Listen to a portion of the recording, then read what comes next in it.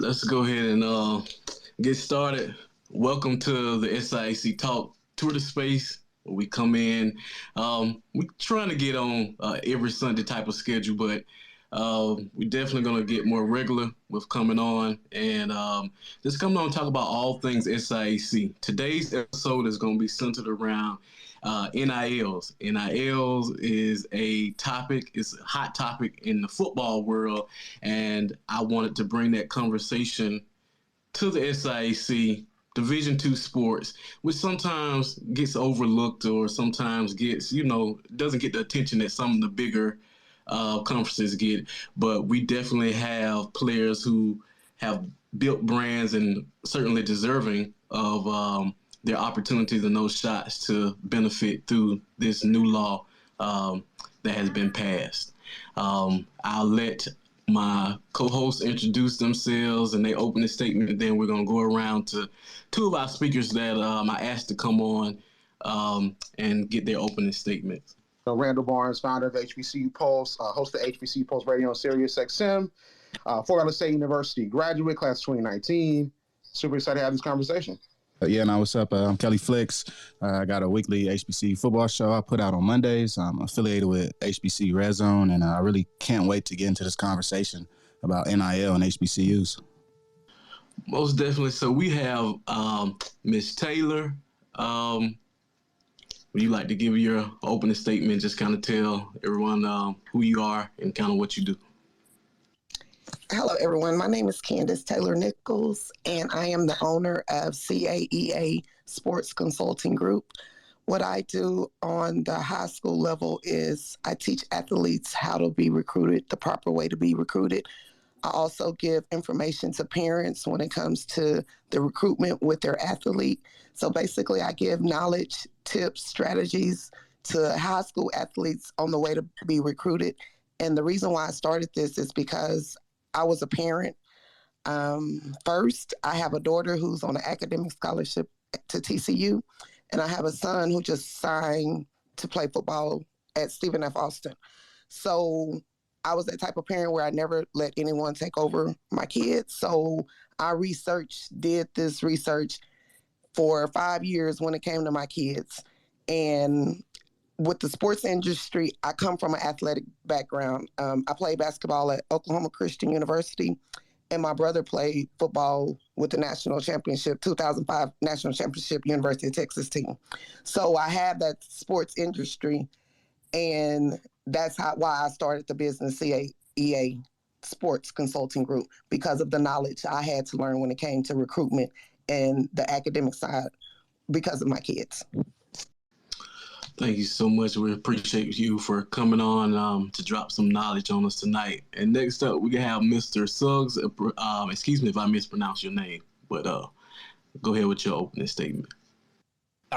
So my name's Terrell Suggs, and I'm the owner of Terrell Suggs Management. And like Miss Candace, I have a freshman that's a football player at Birmingham Southern, and of course, he wasn't heavily recruited, and all of the NIL deals that was out there.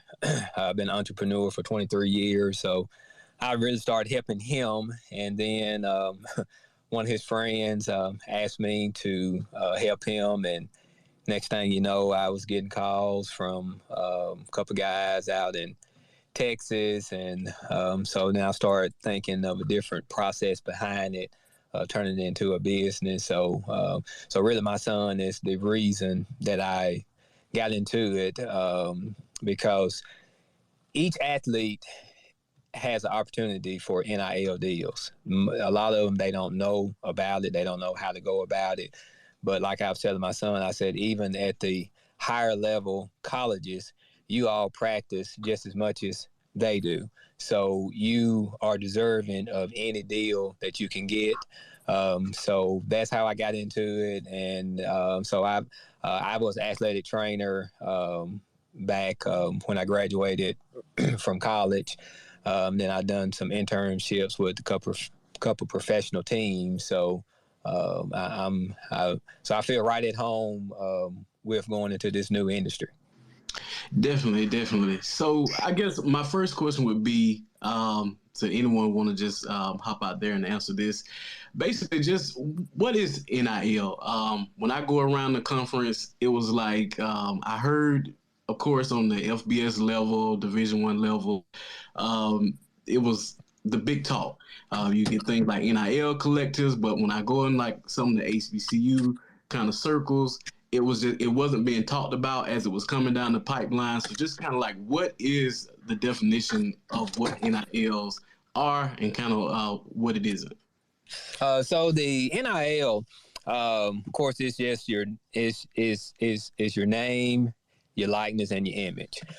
So any college athlete, including even high school seniors, is eligible for an NIL deal.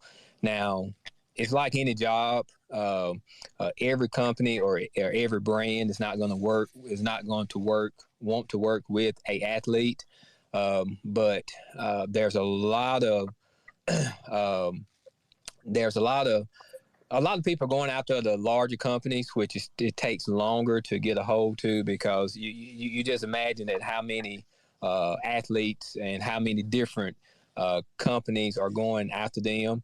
And like if you're not that top name athlete, the companies are not knocking at your door. So that means that either you have to knock at their door or someone has to knock on your behalf. And so the NIL deals, some of them, you can get paid per post, or you can get commissions off of a sale through a code that they give you that you have to promote on your social media page, or if you have a website. But basically, like I said, it's your name, and it's your image, and it's your likeness, and that belongs to you. And so that's pretty much in the logistics of it, before what I see it is. That's good. We have Mo Sports has entered the building. I appreciate you for coming. It's one of the speaks that I reached out to about coming to talk about kind of what they offer. So I give you the opportunity to give an opening statement, just kind of tell the people who you are and kind of what you do. How's it going, everybody? So my name is Damola, and we're based in Chicago, Illinois. We're a sports agency specializing in marketing for college athletes. So far, we're heading into year 2. We started this around June 3rd, 2021, and we're heading into our second year of business, and we're pretty much blossoming every day's growth with our college athletes. We have some professional guys as well. One of our guys just got drafted in the NFL this past week. Our first guy, that's history right there. Numerous NIL deals that we work with shoe brands. With one of our biggest ones, Adidas. Just putting our college efforts on the right platform to succeed, not only on the court but off the court, because that's the most important thing. So that's pretty much what we offer so far as a collective agency here in Chicago. Absolutely. Appreciate you for taking the opportunity to come in and chat with us and share some of your expertise. So, jumping into this question, I've been doing my research because a lot of times I was under the impression that, the NIL it dealt with like guys with these huge followings. And I guess I had never just looked into the SIAC and just went roster by roster to see were there guys that had already started building their brands. So I'm about to put a guy up. I was amazed when I came across him at just how big his brand already was. And so in talking with him, I was kind of shocked that, he hadn't really got any NIL deals. And it's like, how do we teach our guys to leverage themselves to go out and attack those deals and get those deals? He sits at about 1.8 million followers. He's the defensive lineman for Albany State. Their defense is kind of nicknamed the Dirty Blue Defense. And I went through his page and I was captivated by how engaging and just the great content that he puts out. players like that who are in a conference who NIL is kind of like overlooked, how should those guys approach going after those NIL deals? Can I answer, put my input on that? I would say, because my son is just now going into college. And again, I researched NIL deals basically got on Google, and researched NIL. And when it came up, it's so many companies that's starting out that want athletes to represent their brand. So I think a lot of athletes don't know this. They're thinking to go with the bigger companies and if they don't have these big companies, then they don't get the NILs. But if you get the smaller companies, come up to the big money that given these athletes that are well known. So it comes back to just doing your research and being proactive. Like I teach my clients, you have to be proactive. If you want something, you have to go out and get it. So a lot of things is like it's there, but we're not looking for it. So because with him, he should have a lot of NIL deals right now. He has to have the right people working for him and everything. Mr. Suggs, you was about to say something? Yeah. Just echoing off what Ms. Candace just said, and I said earlier. I mean, you can't wait for someone to knock on your door. You have to go knocking on their door. And sometimes the younger kids, they don't have people there to help, like she said. So a lot of them just don't do it. They just don't know how to do it. And it is time consuming. It is very time consuming. Very time consuming because so I'm up 1 or 2 o'clock in the morning trying to find deals for the people or for my team. I call them my team because everybody's work that allow me to work for them. We are one big team. Because the way I see it is that if someone sees someone that I'm working with, they'll go to my page and they may say, hey, okay, they have another athlete. And so we may want to work with them. And some of these people that you may not hear from for months. But what I've been having luck on is, like Ms. Candace said, go to the smaller brands, go to local businesses, because most of them, they don't know. But if you inform them, most of them will be more willing and engaged too. But a lot of times we just don't know where to start. And there are several platforms for the athletes to sign up on. Correct. But they're signing up, but there's another million athletes on that same platform. So, you can get left behind. So really, if you can do it yourself or find someone that can work for you and to do it, I think you're just better off because, and then like I'm the type person that I can ask you or talk to you or send you an email or send you a text, and all you can do is tell me no. It won't be the first time, it won't be the last time that I had no, but then you'd be surprised at some other times that you will get a yes. Also. So I think the athletes just don't know how to, and they don't know who to go to. You take like your Alabamas and your Texas, they have actually a designated team now for NILs. And you go to your HBCUs and your smaller schools, they don't have a team. So the athletes are left behind, and it's unfair to them that they're left behind because, they just don't know. And can I chime in on that to backdoor him with my son? Like, people don't even know Outback Steakhouse. You can just go on their website and it has an application for you to apply to be a person to represent their brand. G Fuel Energy.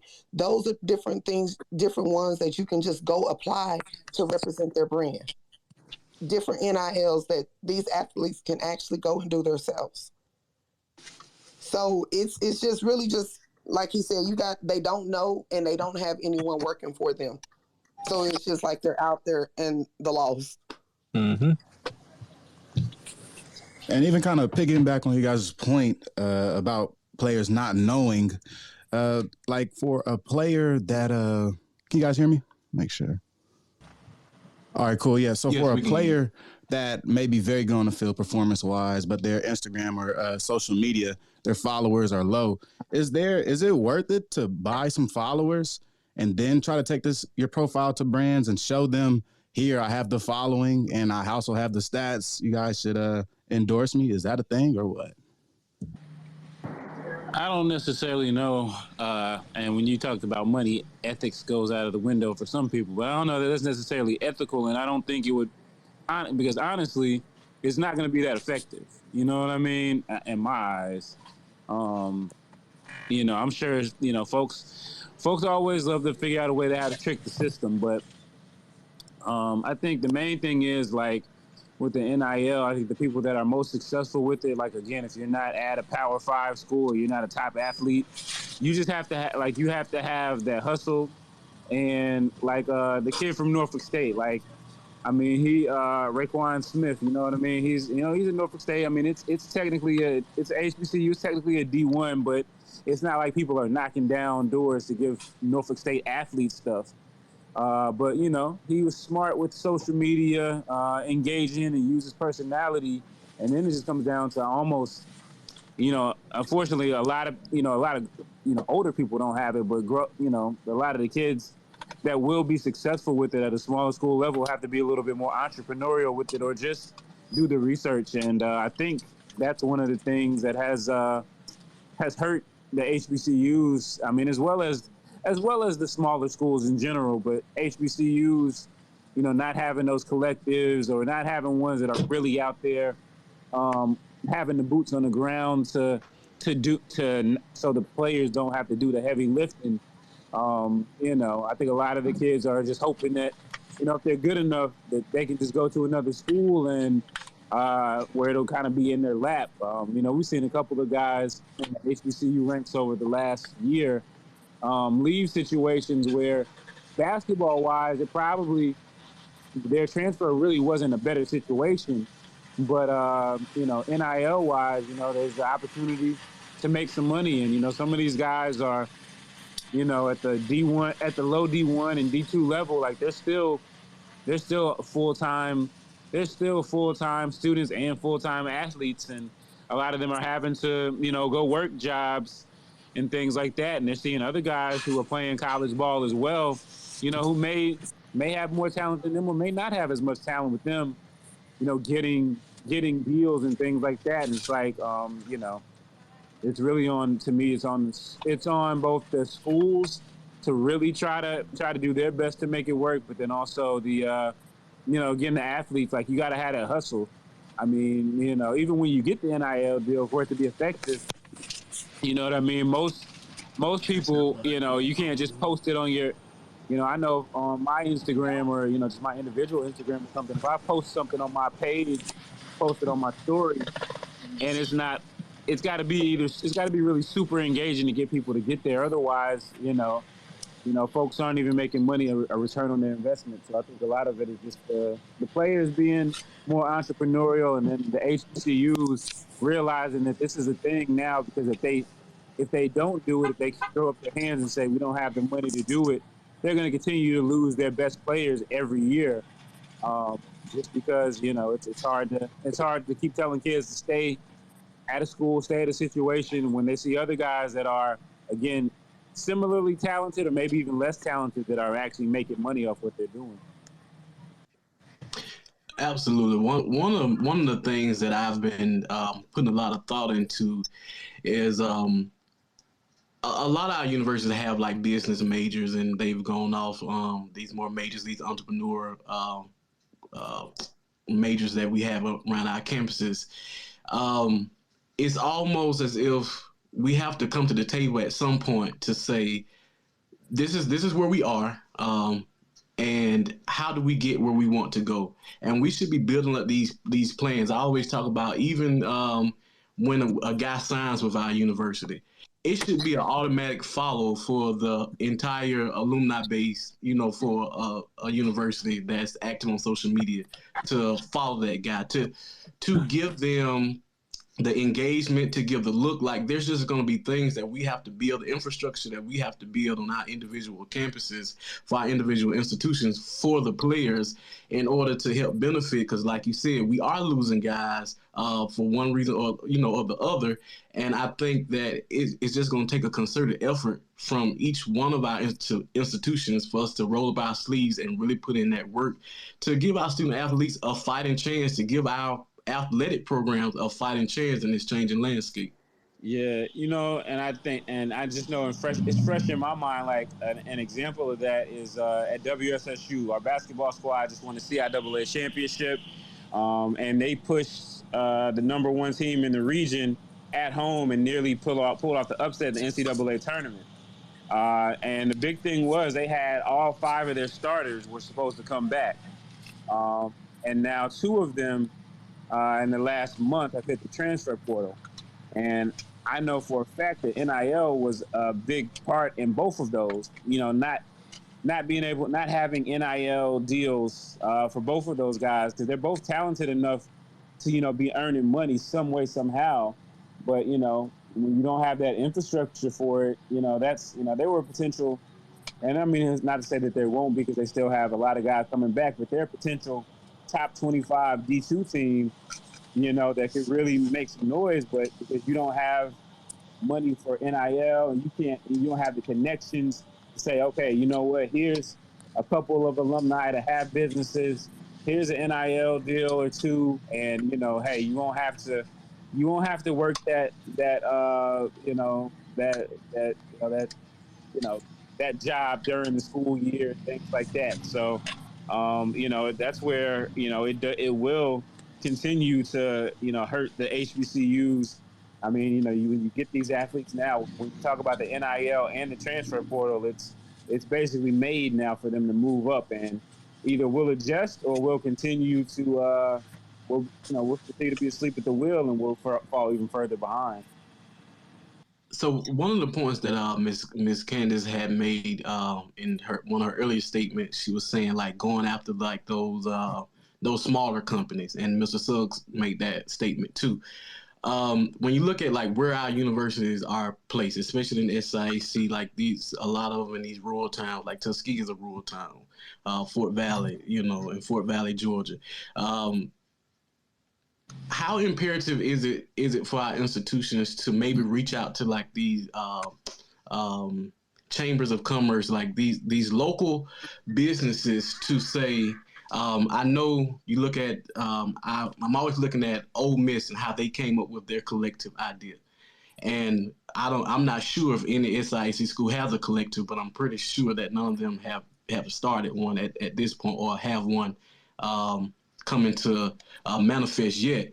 But how beneficial do you think it would be for our institutions to be able to go into those meetings to say, hey, look, we have guys. I mean, Albany State, it goes back to, Abe, like he's sitting, I mean, he's actively making content daily. Matter of fact, he had a video that he just posted like a week ago. It has 25 million views on it, where he caught a pass over his new head coach. And I'm saying, why is this content not out there? Like I just happened to stumble across it. It really took me digging to find it, to go after this. Like, they have a gold mine right there in Albany. It's like, we have to get these guys in front of the right people. Something, there is where I went and got my son's NIL deal from. NBC right now is looking for somebody to feature on Thursday nights on the NFL game, on the college games on Peacock. But their requirements is that you have to have 100,000 to 300,000 followers. That's a deal just waiting for someone. Like, for him, he could actually get a deal with NBC because of his following. That's the requirements. But if you don't know how to even go about looking for it, then, and no one's helping you, no one is assisting you, not even the schools, then you're just out there. Definitely. I'm going to write you, and we'll see if we can, help him out, because I just think that one his pages is one of the ones that stuck out, and there are a lot of more guys in there. I guess the next stage of the conversation would be the cleaning up the social media. Matter of fact, one of my closest friends is down there. We was talking yesterday, Ms. Dr. Black. She's a Howard grad, and we was talking about how in high school, like, this has to start about presenting yourself as a brand and cleaning up your social media. So I know, like, you do consultant, and just want to see what are you all's takes and thoughts about their social media presence, and what should post and what they shouldn't be posting on their social media. I can answer that because with my athletes that I deal with now, when I have my empowering session, that is something that I go over, social media presence, because you're supposed to take your social media as that's your job application. You're applying for these scholarships. So I make sure that I tell all my clients what to post on social media, what not to post on social media, because coaches go back and look.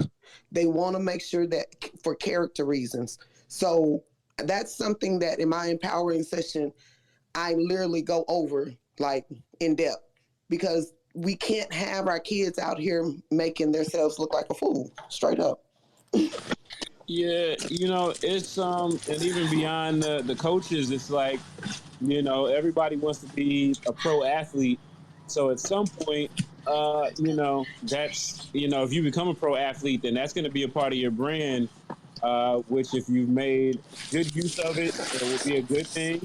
And, there's so many examples of folks, folks will go back into your, become successful folks will sometimes go back to social media and look and see if you said anything crazy. Like, I see that on the internet now. So, yeah, that's definitely important. I think, for these, when I was coming up in college, social media was still pretty new. So, and, these kids have had it and they've kind of grown up with it, which kind of presents its own challenges, but it's also its own opportunity. I think they can know how to leverage it a lot. I think they just need some strategy.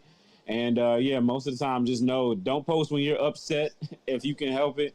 And, and don't just kind of, be aware, but also know that, if you have aspirations of going pro, anytime, anything you say out there, especially on Twitter, you know what I mean? Or some of these other outlets, like it's public knowledge. And if you don't, you don't want to have to go through and try to scrub everything out once you made it, because you'll probably miss something, and that could always come back to bite you. So.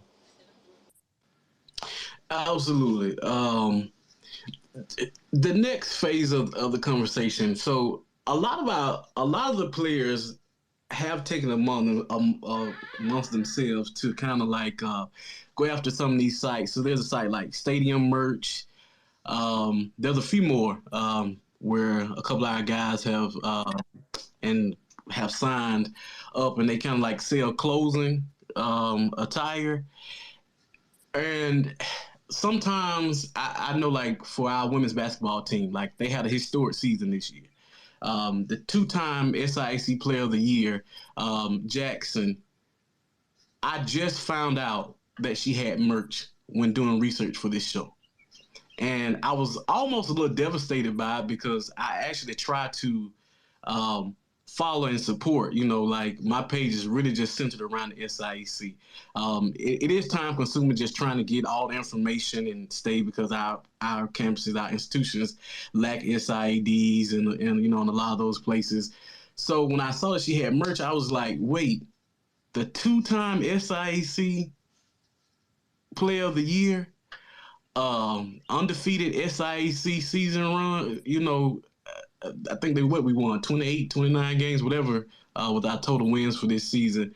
Her merchandise is $28. I'm like, man, we missed an opportunity to really come in and support, and it's like, how do we find a common place. I'm not really sure if the rules allow like the athletic pages to tweet that out, but how can the athletes and the basis, the people who have a vested interest in that particular institution and those particular athletes, how can we merge and build that bridge where when they do offer stuff like that, we're able to support? They have to promote it. I mean, they have to promote it so we'll know, right? If they're not promoting it themselves, how is someone supposed to know for us to support?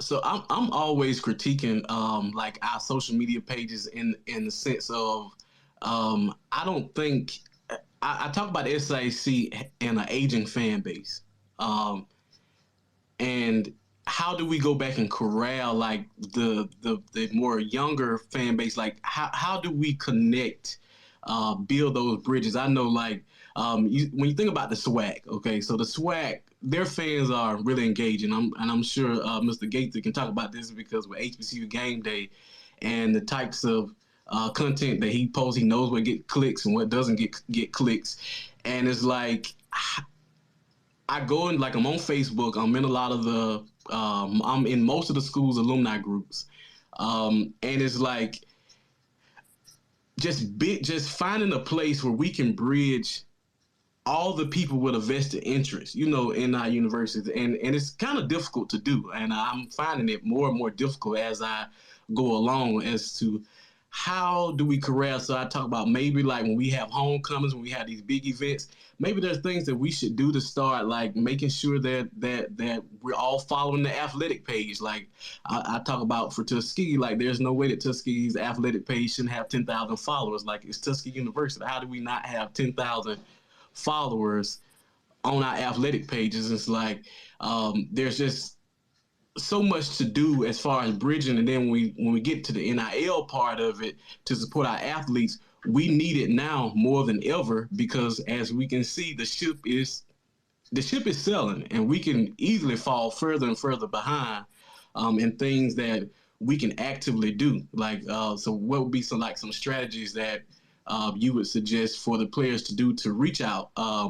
Should they go to maybe there should be a thing where we take our top athletes to these alumni meetings when they have like these meet and greets for like the Atlanta alumni base. Maybe we should take our top quarterback. Maybe we should take our top running back, to go to those meetings and have those bases be able to be in contact. Because I sit in the stands all the time and they're asking me, they're like, okay, well, what's our quarterback name? I'm like, wait, how do we not even know our own athletes' names at this point in the game? So it's like we have to do a better job, in assisting our athletes in this new landscape.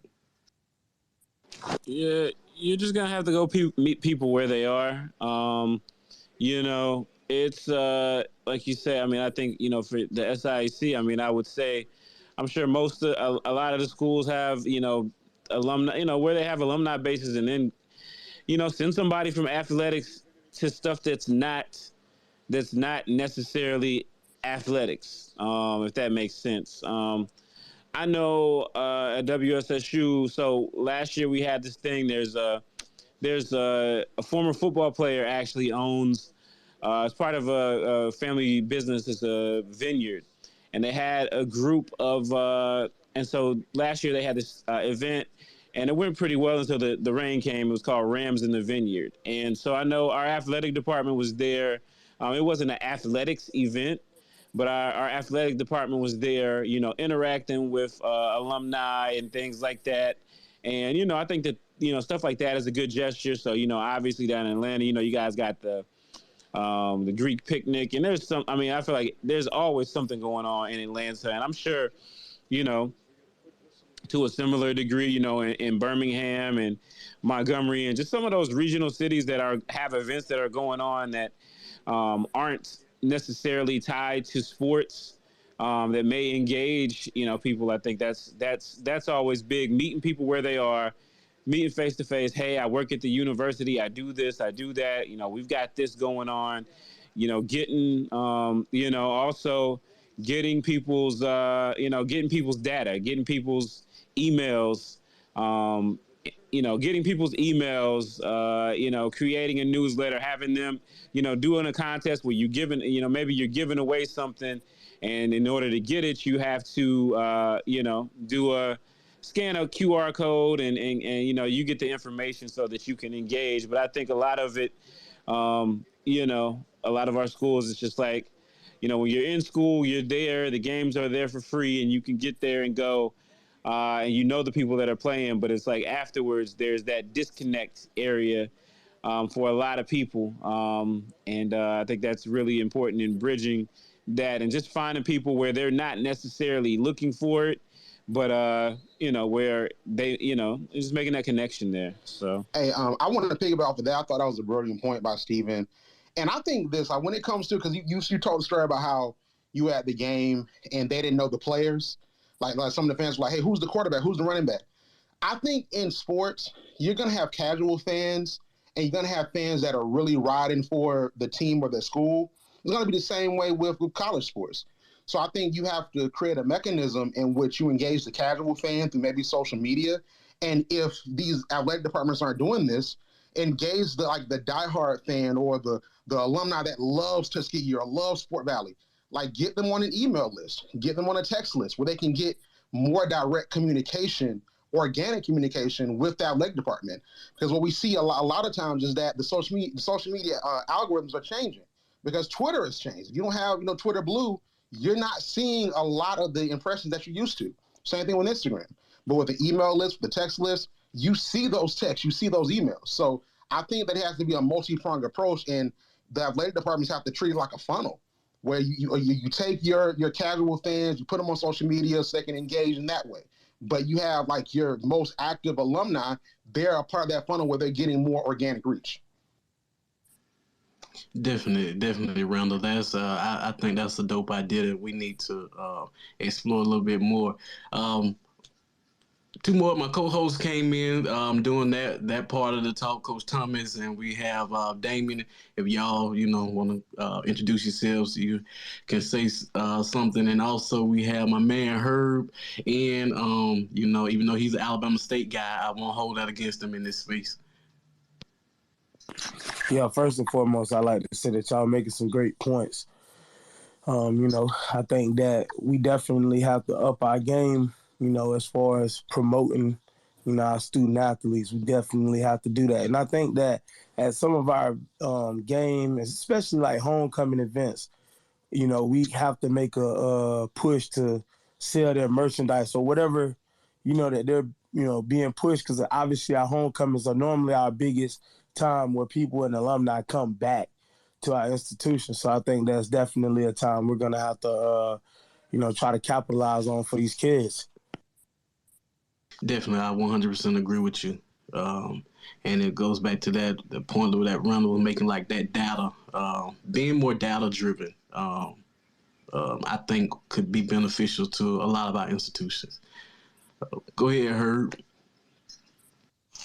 Hey man, thank you for having me on. I'll say just one thing as somebody that it follows recruiting and follows the relationships of recruiting as it pertains to basketball, football, and some other places. I think one of the biggest things that we as programs could need to do, particularly as it relates to basketball, at D2 level, and HBCUs in general, is more regional and local outreach in terms of programs, in terms of places where kids that could be part of feeder schools and general areas can really make an impact at. I look at for example, I look at how attendance at some of our places can be impacted in a really good way by that type of outreach. Like, going to school at Alabama State and watching, basketball there, or in the SWAC in general, being from DC, it was kind of like night and day, watching that and watching, the actual integration of high school and middle school programs and entities with, or lack thereof, with the school. And I think that's something that, particularly as it relates to college basketball, for HBCUs is big, for the smaller schools, because that's where your fan base, is normally generated at, at the mid-major level in particular. Obviously, all of us aren't, major blue blood programs or what have you, but at the D2 level, you've got, programs that have a lot of legacy, conferences that have a lot of, winning tradition in terms of basketball, in terms of, titles and just outright really, really good championship level play that, institutions need to really do, just really need to be innovative in really reaching out to those local entities, whether it's high school teams, whether it's high schools, whether it's, community organizations, just to get communities involved. Also, having that type of outreach to your own student body is important, particularly for our programs. Football is not really, it's never really been a problem because, football is a little bit different animal, and you got more, other things that, that are attached to the football product that assist that. But with other entities like basketball, with, with non-revenue sports, we got to be a little bit more creative, or at the very least, we have to take some of the formula that we use for football in terms of outreach and in terms of really engendering participation and apply it. Now, how that looks per school is a little, it's hard to say because, Tuskegee is a little different than Miles, and Miles is different than Stillman, across the board. You might be in a place where, let's say, for example, Kentucky State basketball has a real challenge in terms of, advertising the rivalries they have. Whereas you might have some places like in the state of Carolina, in North Carolina, where the rivalries are built in. Even whether it's Winston-Salem and A&T, or A&T and North Carolina Central, or you name it, where those rivalries kind of, they kind of advertise for themselves. All of those things are really very important in the framework of marketing and the framework of really getting a variety of eyes on, the athletic product. And like I said, I don't want to necessarily just isolate the basketball because basketball is just a part of it. But, anybody who's been part of those rivalries, I know, D2, being a Tuskegee guy, we could always talk about, how Tuskegee and Alabama State brings out local people, to those games, how it brings out people that may not necessarily have an affiliation with the school, but have an affiliation with, the areas or local areas that the schools represent. Those sorts of things mean a lot. And that's where, that's something that our marketing sometimes tends to forget. Definitely. Reaching out. And I remember maybe about 5 or 10 years ago, it's a well-known soul food restaurant that's in Auburn. And I went into this restaurant. The restaurant is called Pandy George's. They're really known for their fried chicken.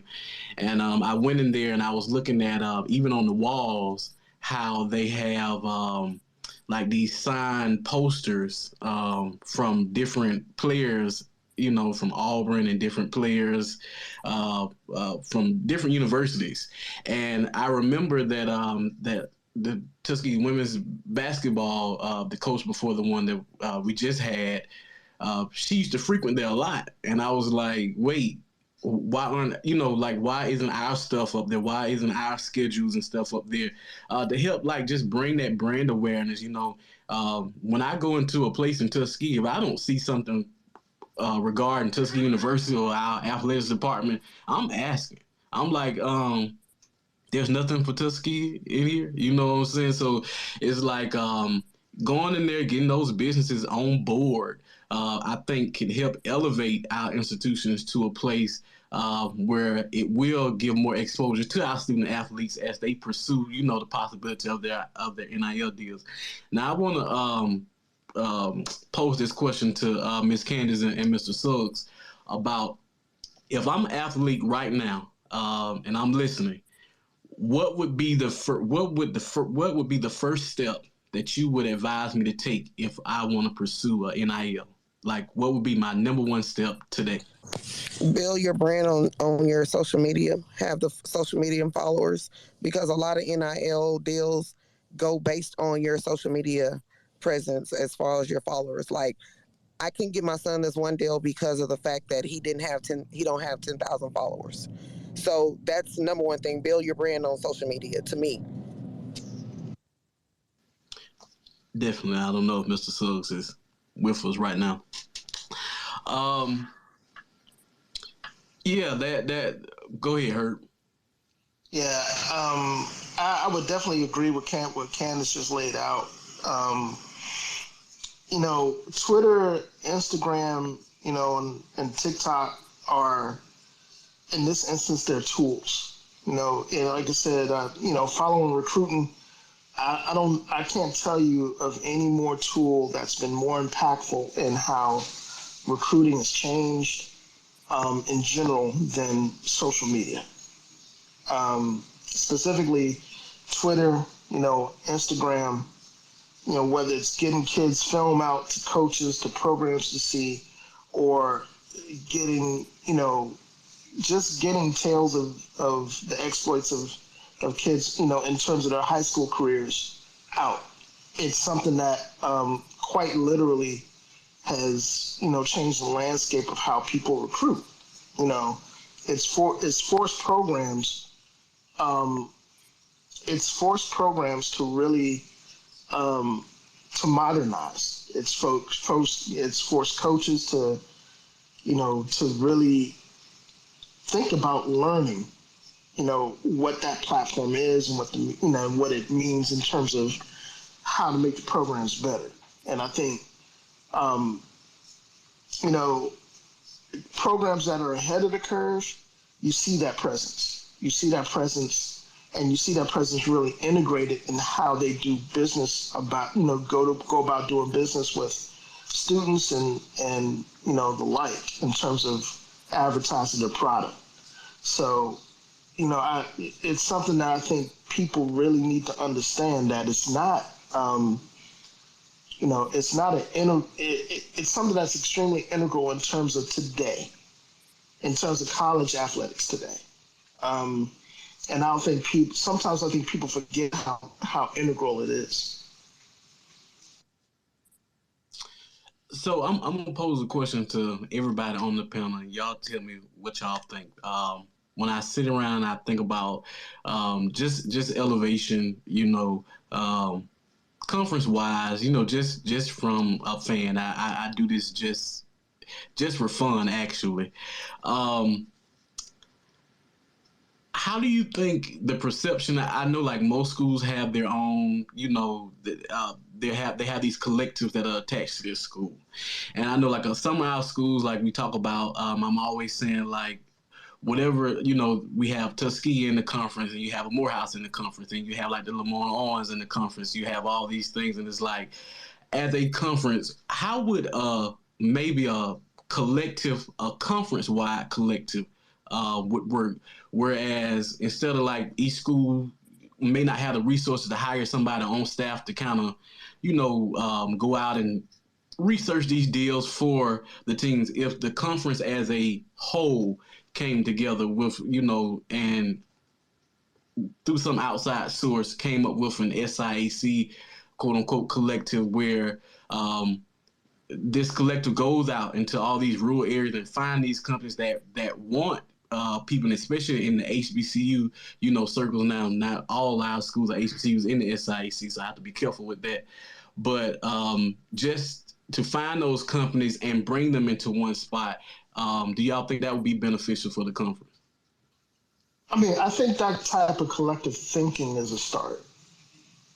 As far as how it would look, um, that's an entirely different animal. Obviously, um, powers that be in terms of those conferences, um, in terms of SIAC or the CIAA at this level, it would definitely depend on how creative leadership can be in terms of doing that. But as it relates to just, you know, getting leadership together and, whether it's pooling resources, whether it's creating collective, for businesses, for local entities to kind of pour their resources into, I think it's a heck of an idea.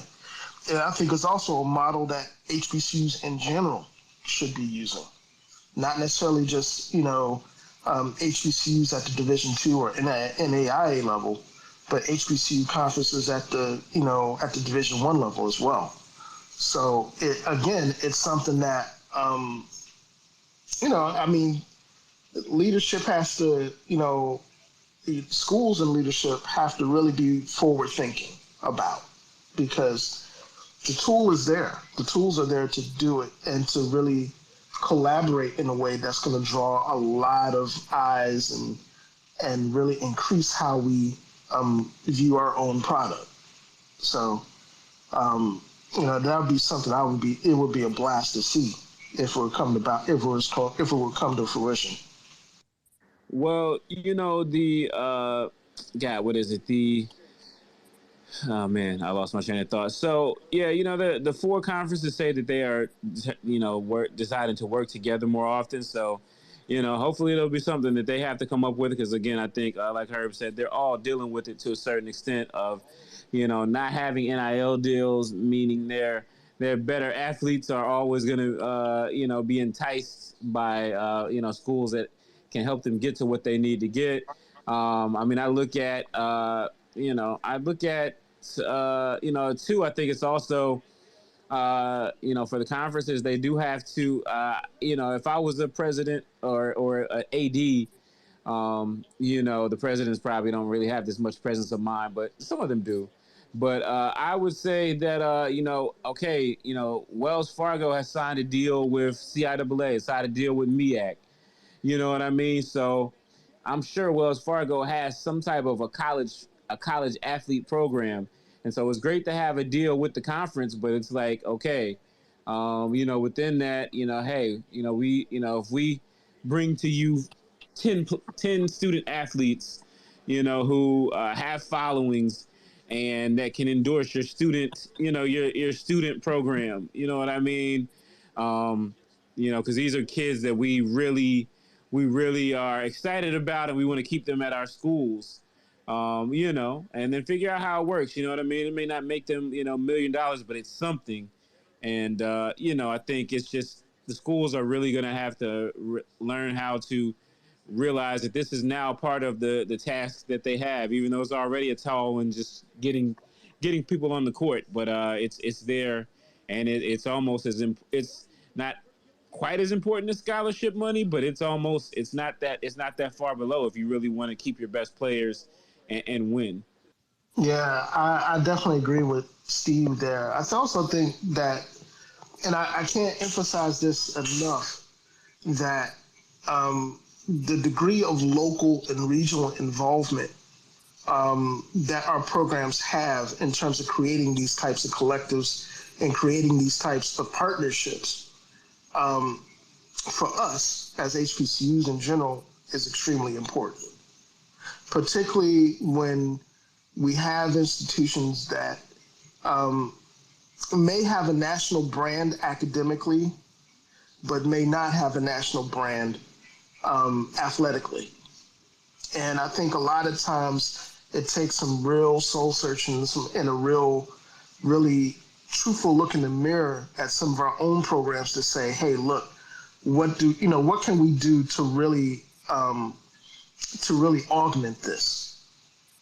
And I think sometimes, man, it's something that, some programs do, and they take a very realistic and holistic view of how to grow it. Some programs don't. And I think the more that we collaborate and we partner with each other, the more we'll be able to get our work, to really get that type of footprint and reach out there. So I think just like what Steve was saying, conference collaboration is great. At the same time, that can't be done. That can't be done in lieu of building those local and regional relationships for schools. Like, for example, Tuskegee, in an area where Tuskegee and surrounding areas, that's the game. That's the only game in town. You know what I'm saying?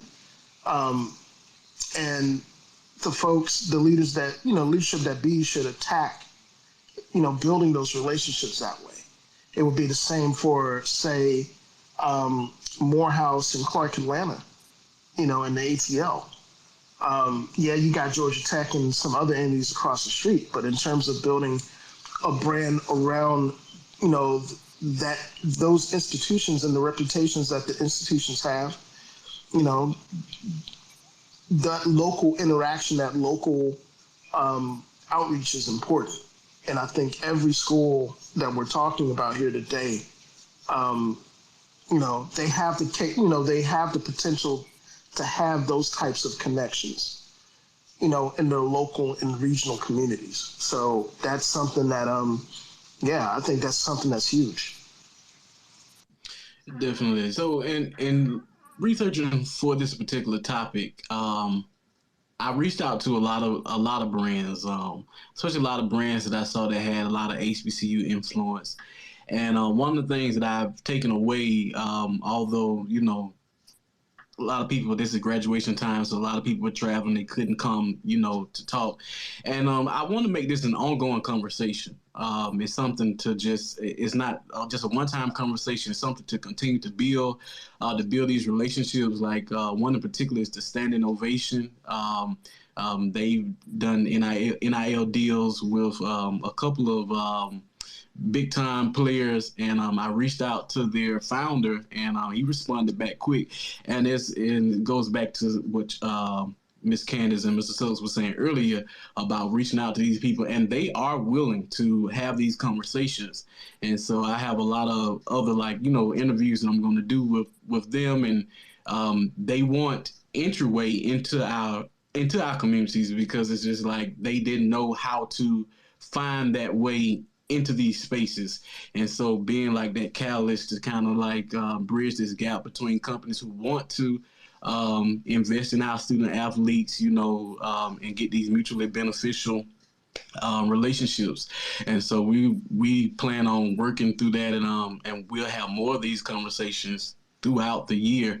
And you'll see a lot more coming from this NIL, and even me writing the commissioner, just talking, just seeing where their mind is around it, where their heads are, and just kind of where do we see the conference and conferences moving forward in this new landscape.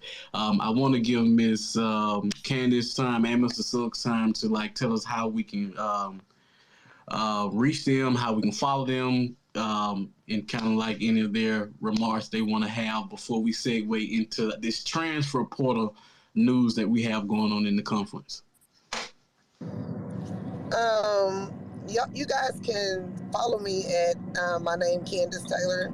Just put it in CANDUS Taylor, TAYLOR. I am also on Instagram at CIAA Sports Consulting Group, all one word. But my flyer is on my page, so if you guys want to book a consultation with me or anything like that, my information and the link is on my Twitter page.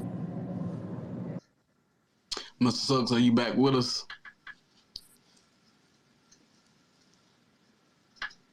If not, Ms. Candace, I really appreciate you for coming in, sharing your knowledge with us, and I will definitely be keeping in contact with you just moving forward, and just as we build this, the next time we have this, we'll probably do something a little different where it's even bigger next time, because we definitely want to make sure that we are not being left behind in this new NIL landscape. Anybody else had a question for Miss Candace or any one of the other speakers? If not, I'm gonna get Coach Thomas back up here, and I want to talk about some news that broke. I think Flicks is the one who tweeted it out. I didn't even know it. It took me by surprise. I was shocked to see that Lane has taken. Well, nah, I won't say taken, but Lane has picked up a guy that I thought was gonna be big for Miles this upcoming season. So, Flicks, if you have any insight on it. Talk to me. From Miles to Lane, who you talking about? Who you talking about, D2? Can't hear me. Hey, D2, who you talking to? Who you talking about? Which player? I'm finna post them up. They picked up a defensive lineman from Miles. As many know, like the new defense coordinator at Lane is the he's the former Tuskegee defensive line coach, and he's also the former defensive line coach from Miles. Let me get this guy up. Of course, we also have Phoenix still in the portal. Hey, and I thought you was about to drop some Eric Phoenix news. That's what I thought was coming. Hey man, I'm trying to get Phoenix to give me that exclusive, man. I reached out to him. Man, just as long as he don't go to that 915 Jackson Street, I'm fine. Man, don't hate like that, bro. Don't hate. As long as he don't go there, I'm good. Eric, don't listen to the negative recruiting that's going on this space. That requires a disclaimer. Consider us just like you would consider everybody else, man. That's all I got to say. Man, he ain't gonna leave a team that beat Tuskegee to go to a team that can't beat Tuskegee. Now, come on. All right, now, see, there you go. There you go. Oh man, I wish my guy Melanated was in here. He told me that they were gonna beat us by 14. I said I don't think y'all can score 14 points on VUL, but that's neither here nor there. That's cold. That's kind of harsh, man. VUL, really? Hey, what y'all gotta understand is that when I hear VUL, I still get flashbacks from when Fort Valley lost to in 2018, man. That's mad harsh. Come on, bro. That's some borderline just hate right there.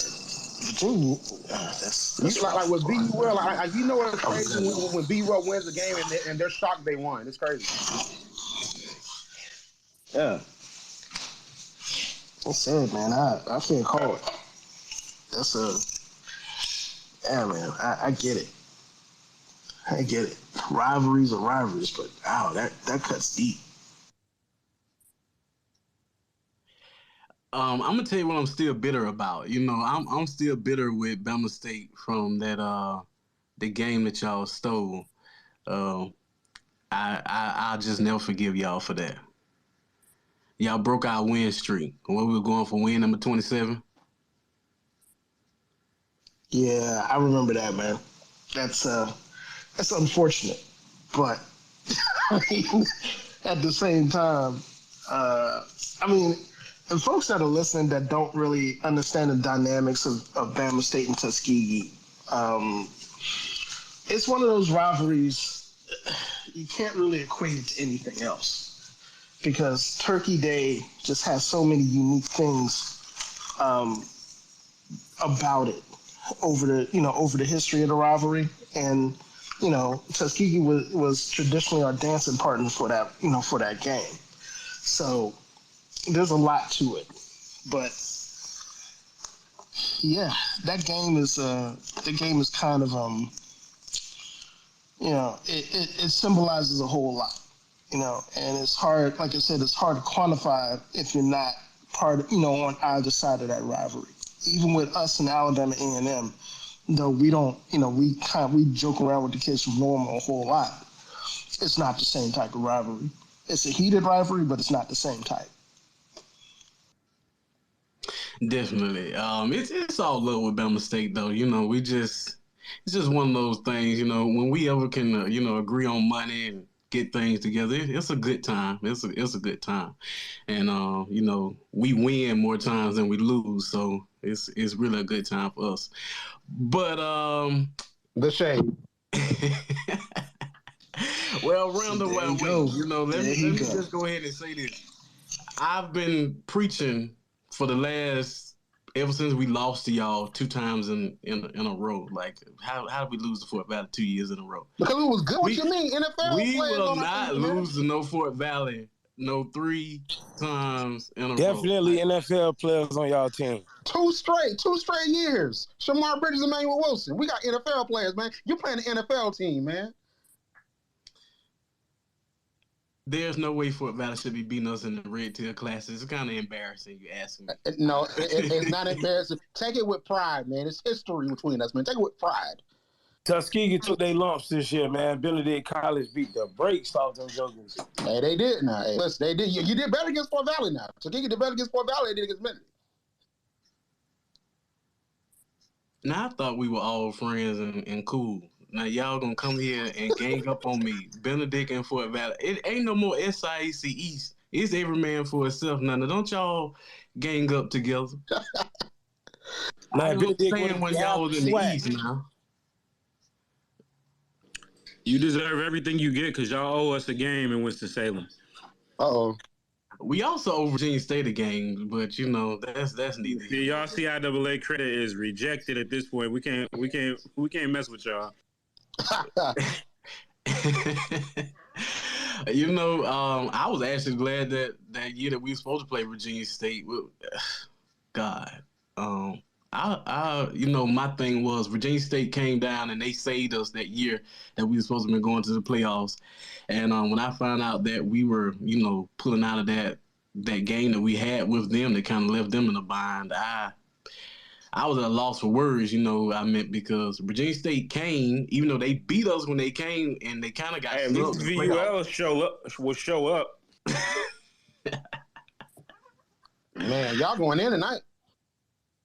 The Tuskegee hate is really real tonight in here, dog. Like it's real. Is it hate if y'all pull out of deals though, man? I mean, that's kind of accountability, isn't it? Lord. That was the last administration. Now we back on the up and up now. We had a little bump in the road. Now y'all come on. Now y'all cut us a slack because we were carrying this conference for a long time. So don't y'all ever forget it. That's very true. But hey, D2, I gotta say this. We all been there, I gotta say this though, D2. We never had that conversation about the SIAC versus CIAA because we got cut off that time. Nah, but I would like to play y'all in Atlanta. I feel like we probably need another 2 years. But I would like to play y'all in Atlanta. I wouldn't mind doing that. I think that would be good. I think our alumni will be excited about it, and yeah. I actually like when we play Winston-Salem. I enjoyed the game. I know it was the big year when before we could go to the playoffs, there was the big hype. That was when Winston-Salem had come back from the MEAC and y'all had Maynard. So it was supposed to be, what did we play? I can't remember. It was some classic we played in. We scored off the first play, and I don't think we got back across the 50. The rest of the game. I forgot what that game was, but that was the year that I think didn't y'all made a pretty deep run in the playoffs that year too. Was that Cleveland? Did we play y'all in Cleveland? Or okay, yeah. That was the year they made the national championship. Yeah. And it was like, okay, yeah, we thought we were ready, but y'all came in pretty handily, beat us. And then the last time we played when y'all came to Ski, that was an embarrassing loss for us. I was like, wait, Oh yeah, we were definitely trashed that year. Like that, we were definitely trashed that year. God, what was it? But we did have a bus. I think we had maybe 2 buses that came down. So our alumni, like we travel, especially when we're good. But even though we weren't good that year, like they still were excited about go in and play in Tuskegee, and then y'all had a little sprinkling of fans when y'all came up to Winston 2014, I think it was. So. Yeah, definitely. I think that was 2014. Yeah, I think that was the year that we came. I think those years after the Pioneer Bowl, because I go back and I think about when we played each other in Atlanta. I think we split, but we played each other like 2 years in a row. I think we won the first year and then y'all won the second year, something like that. And those games were actually, go back and look at those attendance. Those games were actually pretty solid. So I could see that being a game that in Atlanta that could work, I am still going back and look. I'm glad we got you on, Steven, because we got that Benedict Shaw matchup. Benedict by 30. I knew my guy was going to come in and say it now. He might not be wrong. I don't know who y'all got a tough running game, but y'all would have to pass the ball a little bit. But we'll see. I think the biggest thing, right now Benedict is in the market for some offensive tackles. So I think right now that's gonna probably be a little rough start for Benedict. I'm really just talking trash when I say that. You kind of don't know at this point. I know we got a Gardner Webb transfer at quarterback. We got a couple pieces, to try to replace Mr. Phoenix. But I think for the biggest part, man, we got to, the offensive line got to come back together. It got to be another unit again, or, it could be a long year for us. And that's been my whole talking point about Benedict. If anybody can get the job done, I believe Coach Beard can get the job done. But the offensive line, just losing, what they lost on the offensive line, just to get that cohesion back. I feel like last year was magical for them, how they ran through the conference. But you definitely see, the coaches in the conference, they are really getting out there. I saw Coach Brown. He was out in California last week. They are. I think there's a lot of coaches that feel like this is the year that the conference is really wide open, and that they can win it. Even though I felt like it was Lane could have won the conference last year, they just didn't hold up down the stretch. But the coaches right now, they see an opportunity and they're going at it. I was reading up on Kentucky State and how they feel. They feel like they're going to be back competitive this year, even though with a new coach, a new type of offense that's going away from that heavy run, but they just feel like that they are, ahead of schedule and that they can come in and compete. So it's going to be real interesting. The new coach, he was in the space last time, Coach Wiltshire at Morehouse, and he told us Morehouse can recruit anywhere. And he's proven it. You look at the guys that they're signing, where they're going. They're out in Texas.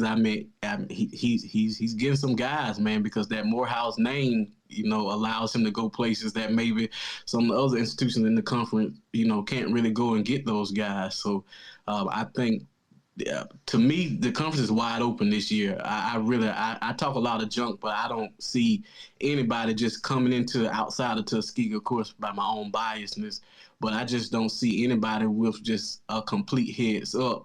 I would say Fort Valley and Tuskegee, just because we're pretty solid at our QB position. With Durham coming back for Fort Valley, with Tuskegee having the best quarterback room in the conference, non-debatable.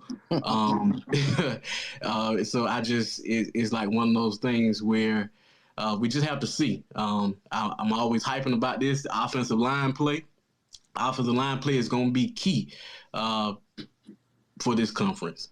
For Benedict, I think their strength is still going to be on that defensive side of the ball. I think they still have a solid defense core, and I don't know. Speaking of defense, let me intervene real quick. I see one of Benedict transfer portal guys, one of the guys that jumped in the portal, Mr. William Johnson III. Hey, man, would you like to step up and just, kind of talk to us about your decision on hitting the portal, man? All right, now he getting exclusive, okay. I know we got some other schools in the conference that's in the market for DBs. So, I mean, I know Morehouse need DBs bad. I mean, I ain't trying to jump on them. I know, they're a top-level institution. But, I mean, if you would, man, you could jump up and talk about your decision on, what maybe led you to jumping into the portal. I sent him the invite to see if he'll come up, but just.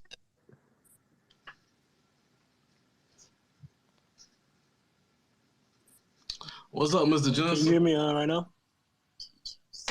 We got you. We can hear you. I mean, right now, I ain't gonna speak on it right now. I'm just listening. I'm just listening. Man, give us a few words. I mean, I know that, y'all coming off a big season last year. I would love to just, hear about your journey a little bit. And, if you could, just, again, I know a couple of you guys done hit the portal since, it opened up. Are you getting any looks from any other schools, anything like that? Oh, yeah, sure. I have 6 offers right now. But, I mean, other than that, it's a great program. I still recommend people to go there, man. It's great opportunities there, man. It's just, man, business. That's all I can say. Okay, so you got 6. Are any of your offers within the conference? Yeah, one of them, Lane, but there's some other people in the conference that I'm talking to, but yeah. Well, when you, I'm sorry to jump in, but when you say business is business, without getting specific, kind of help us out if you can, because we're trying to understand what we can do to keep from losing our best players. When you say business, I guess is that, I mean, obviously that's, just, can you elaborate on that a little bit without getting too deep into the weeds? Just like, what are the concerns, even if they're not yours, what are some of the things that you have heard from about other guys who have gotten in the portal regarding business? Just because, again, we just see people jumping in the portal, but what are some of the things that people are talking about amongst the players as to why they would jump in for business reasons? Like, I haven't heard much. I'm speaking from my perspective, but yeah, I honestly can't get into it. But all in all, that's a great program, man, without a doubt. My question to you is: would you consider taking your name out of the portal and returning, or is it just a done deal at this point? That's a good question, right? I mean, that's a good question. That's a good question, honestly.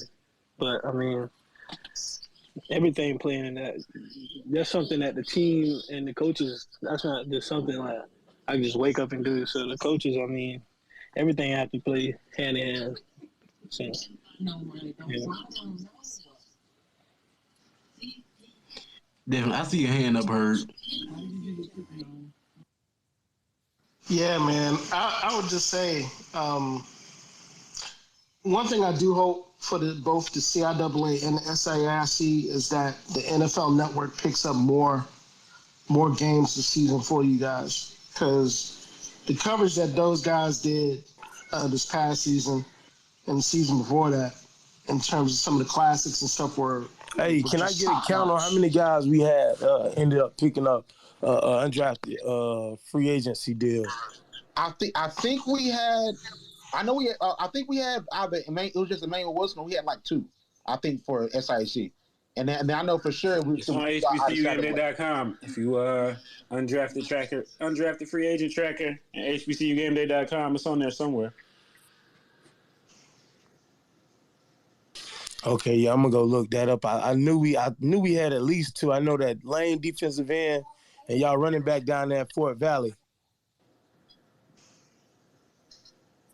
And shout out to Lane. Lane has been milking that as they should, most definitely. Let me see. Okay, I got Abe, and the guy was talking about with the 1.8 million followers. Man, I wish he was in here a little bit earlier when we was talking about the NIL deal. They had some great information for you, so I'm gonna invite you up to speak, bro. But yeah, while he's coming up, man, it's a lot of good players in the conference that I feel like is still in the portal. We got Ike Brown, that's still in the portal. We got a wide receiver from Allen that's in the portal.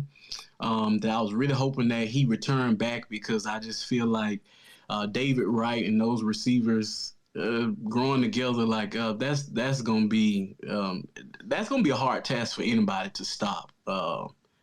With Allen, that passing attack is pretty dangerous at Allen. But man, Yes, sir. I want to tell you, dog. First off, I have spent, I know, at least an hour and a half on your TikTok. Nobody TikTok keeps me captivated. Okay, I get on TikTok, I post my own videos, and I get off. But I want you to know you're making good content, man. That video of you catching that pass on your head, Coach Gray.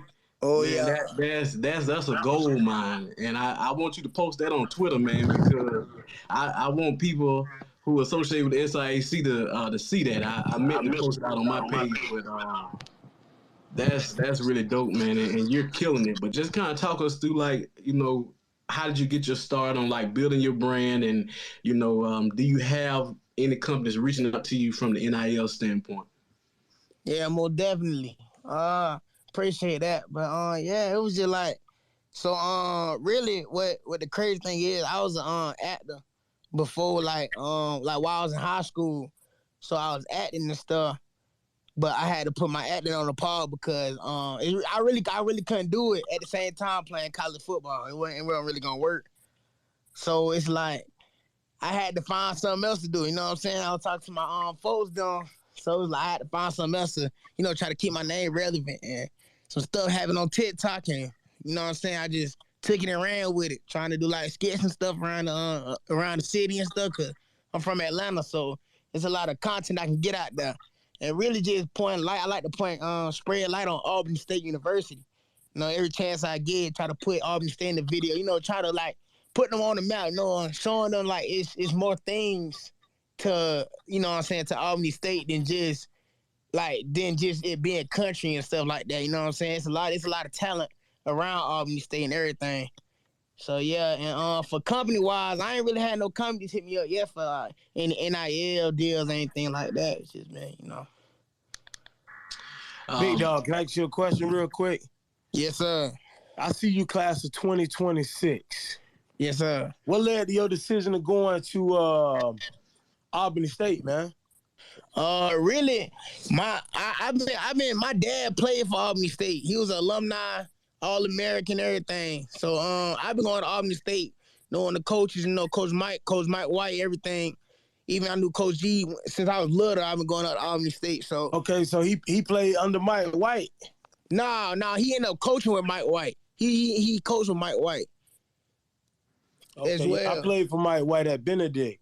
Okay. Yeah. You probably know my dad. His name Michael Clinkscales. He come and talk to the he used to come talk to the team too. I've been to a couple Benedict games as well. Nah, he didn't come while I was there, but nah, man, that's good to know. So you say your dad was an All-American and he also coached. Yeah, okay, he played linebacker. That led into your decision. So I mean, what you looking like on the depth chart? Right now, look, for this year coming up, I'm looking pretty good. So should be playing this year. I talked to the coaches. It's looking real good this year. Cause I'm just coming. I redshirted last year, my freshman year, so looking good. I had a good spring, graded out good in the spring, so just ready to work. Okay, that's good to know, man. Albany State down there getting it done. Yeah. Most definitely.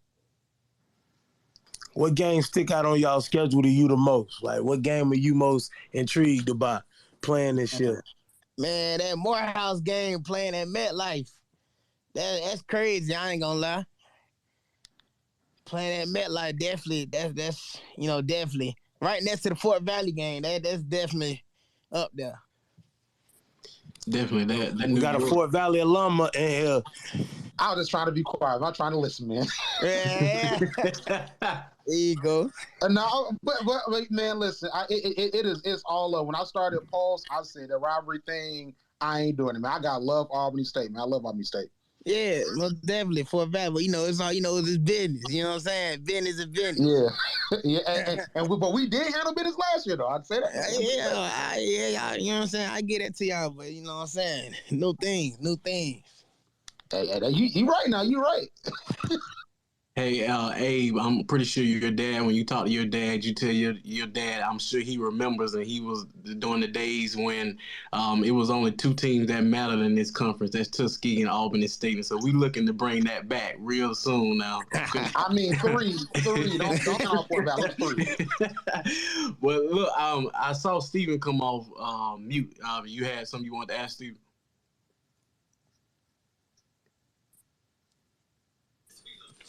Oh no, my bad. I was that was inadvertent, but good stuff, man. Okay. So Abe, we had a consultant on earlier. There's a couple of brands that reached out to me. I'm gonna hit you up, send you those leads, man, and hopefully we'll get you because you're really killing it on the social media side of things right now, and I hope that translate to you. And the best of luck to you this season. Best of luck unless we see y'all in the championship game. We championship game, it's just gonna be one of them things. But that New York game, like that's gonna be a movie. So I'm gonna be really tuned in to your socials to see, because I'm pretty sure you're gonna put on for us then. But man, I appreciate the time, and we're just trying to grow this thing out and try to bring a little light to the conference, and I really appreciate you doing that for Albany State because Albany State is a great institution. That's one of the greatest institutions. I almost went to Albany State myself. What? Yeah. Wow. Went to Albany State, but that's a whole nother conversation. So we can have that conversation soon, man. Might be tonight before we end the show. I gotta hear about that. Yeah, I almost ended up at Albany State. Yeah. I probably would have been kicked out of my family, but it's okay. But yeah, man, just appreciate it. Y'all put on what's y'all the Dirty Blue? Yeah. Yes, sir. Most definitely. We look forward to the Dirty Blue being back. I got one more question. The classic game y'all playing in, is that the Urban Classic at MetLife? I can't remember. I don't know the name of it. I forgot. Because when I was at Benedict, we played Virginia State in the Urban Classic, and we beat them at MetLife. But listen, this is what I want to say. It's the HBCU NY Classic. Okay. Hey, I think that I feel like if you're gonna play a game like that, it'll probably been better in Atlanta or somewhere. That I feel like it could definitely do numbers down south. But to each his own. Yeah, definitely. Yeah, well, it's a chance for the student athletes to get a different experience, though. And, New York is crazy. New York crazy though, but.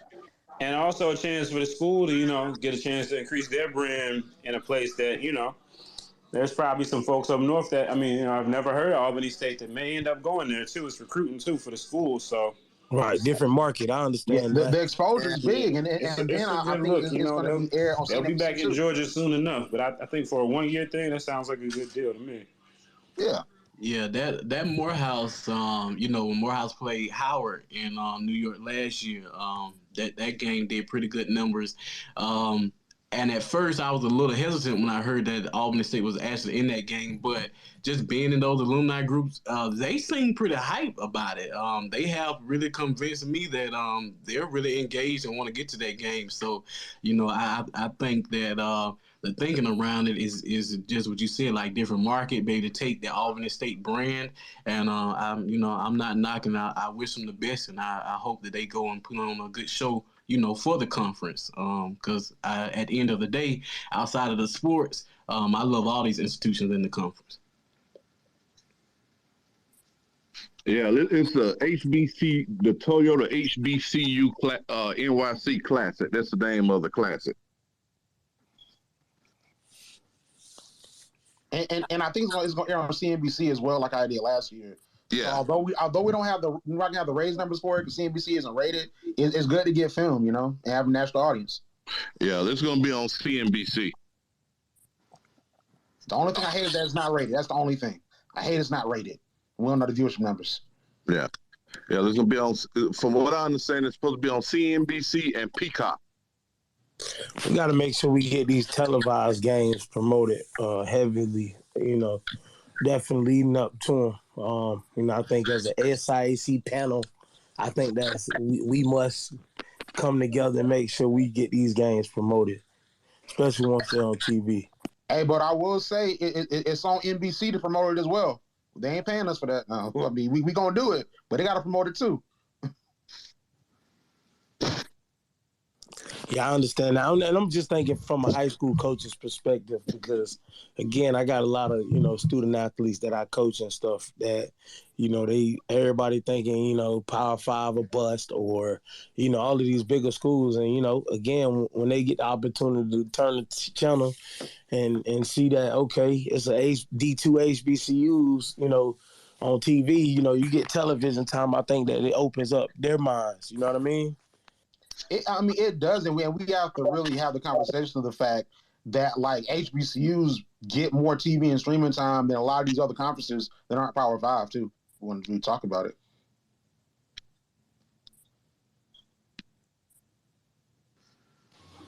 Yeah, I definitely want to share. Every chance I get, I like to shed light, on that. I know that this week Benedict is actually going to be down in Florida recruiting. So, hopefully some of these other coaches in the conference will hear this and, make their way on down here because we got a hotbed. We got some athletes down here. I mean, if y'all going to Florida, man, I'm real scared now. You're going to Florida. Oh my God. Yeah, you got to go. You got to go where the Joes are, and there's plenty of Joes in Florida. They got them boys in Florida, man. They got some ballers, man. So I don't know. Maybe they might go back. I don't know. Yeah, Morehouse is doing this week. They're supposed to be hitting Texas hard, New Orleans, Arizona, and California. That's what they're supposed to be hitting hard this week. I saw that Morehouse offered a 6'8" quarterback out of Texas last week. He need to play basketball. Kid named Todd Gregory. That's crazy. Yeah, 6'8", 245. What's his position? Quarterback. Quarterback? Yeah. A 6'8" quarterback. Yep. Is he the tallest quarterback ever? Probably between him and Dan McGuire. Post his information in the group. I want to see if he can spin it. Let me see if I can get to it. That man better be a dual threat quarterback because nobody tackling him. Yeah, I'm telling you, I was really impressed by Morehouse coach and even some of the other things that I've heard him, talk on. I'm still thinking about that statement he said, anywhere, anytime, any place, anytime, or however he worded that, and just his acknowledging the fact that the Morehouse brand can go anywhere and get players already let me know, like, okay, he gets it, So I'm definitely thinking that Morehouse may have definitely got the right guy at the right time for the institution. And I've come a long way from when, Steven and the rest of y'all had to kind of steer me on the right path about that Ray Lewis. And I will admit, I will admit that's one thing about me. I don't mind admitting when I may have been on the wrong track. And I really appreciate y'all for, talking me back on the right path. Dude, we got to be done with celebrities after what Shannon Sharp said on Monday. Then Dez freaking Bryant. Yeah, we got to be done with celebrities. In theory, man, these guys are wild, man. Them celebrities are wild. Like literally, they are wild. Like, in theory, it could have worked, but maybe in any place other than Atlanta. But yeah. But I gotta say this to you too. We gotta revoke Shannon Sharp's his SIC house. What he said, man. We gotta revoke him. I'm sorry. He gotta go. What he said was fine. I think that for Morehouse too, I honestly truly think them bringing in an alumni is big because again, let's talk about conference. They got the hardest schedule, in the conference. They do. I think so. I think that, they're going to need somebody that's going to be able to stay there and go through the fight, go through it, you know what I'm saying? Go through the process. They're going to need somebody and that's going to care about it too, outside of just, trying to make their name get a pay raise. It's funny when you bring up scheduling. I had not noticed until last week that Benedict has 9 games on the schedule, and I thought that was one of the things that going to this 8-game schedule was going to help us get rid of, because you got teams like Kentucky State and Central State was always having this problem with this 9-game schedule. Ultimately, I was thinking that moving to this was going to kind of put teams more on track for postseason play, but what has seemed to have happened is that teams are using this as an opportunity to schedule, like a little guaranteed games, because you see, like, most of the teams in the conference at least have 1 SWAC team or 2 SWAC team. And Morehouse, Miles, well, not Miles, because they have a SWAC team too. Morehouse, when you start talking about postseason play, there are going to be a few teams that their schedule will put them in a better position for postseason play. I think just looking at Benedict's schedule, Benedict really would have to pretty much run the table to get into the playoffs again. Just been down that road, done that road before. They need to get into that championship game to get that 10th D2 game that's there. Of course, Tuskegee is out because of the Turkey Day Classic. But you look at teams like, you looking back at our 2017 year when we played those 2 FCS opponents, it kind of took our chances to go, to the playoffs away. So you see a lot of our schools having those 2 FCS opponents. So it's kind of like, I'm not really sure if we are really as invested as I thought we would be for postseason play. Yeah, I kind of think is like, kind of like what Coach Woodruff from Morehouse said. Go to that PSAC scheduling and play that 11th game so you can get you 2 money games in the non-conference. Right. Yeah. Right. He made a great point about that. So listen, this is from what I've been told by Benedict's defensive coordinator, is basically they was trying to hold off that last game and play, a Wingate or a team, Newberry, a school of that caliber, a different kind of school. That's what I was told. That's what they was trying to do. I mean, when they was making their schedule. That'd be smart. Yep, that makes sense. Yeah. They got to get that Wingate game back. They got to get that back. That makes sense, especially if you can get one of those SAC schools, Carson Newman, Mars Hill. I wouldn't want to play Catawba right now. They terrible, but that's not a bad idea. So they might be adding a 10th game toward over the summer. Yeah, I believe if they can get a deal done, one of them, I think that's the route they was trying to go. Because I mean, it was talks about South Carolina State. It was talks about different Division I schools potentially, but I believe that's the route that they really want. They want to play one of those type of teams, outside of the conference type of team. Yeah, and when we was talking about that Morehouse schedule is hard. But I think that Albany State schedule giving them a run for their money too, because they open up with Wingate and then they have Valdosta State that next game. Those first 2 games for Albany State. Well, listen, Valdosta State is food. We're not worried about Valdosta State. Now come on now. Valdosta State is food now. They not good no more. They're food. and Albany State's already beat them too. They're food. We're not worried about Valdosta. Now listen, we got our that's a brother down at Valdosta State. Now if he loses, he might. He don't have any state. He gone. If he don't have a good year this year, he gone. Yeah, he gone, man. I thought they were gonna get rid of him last year, man. But they definitely. Because I think he opened up with Point University. I was like, oh man, he's trying to pad. Like that ain't.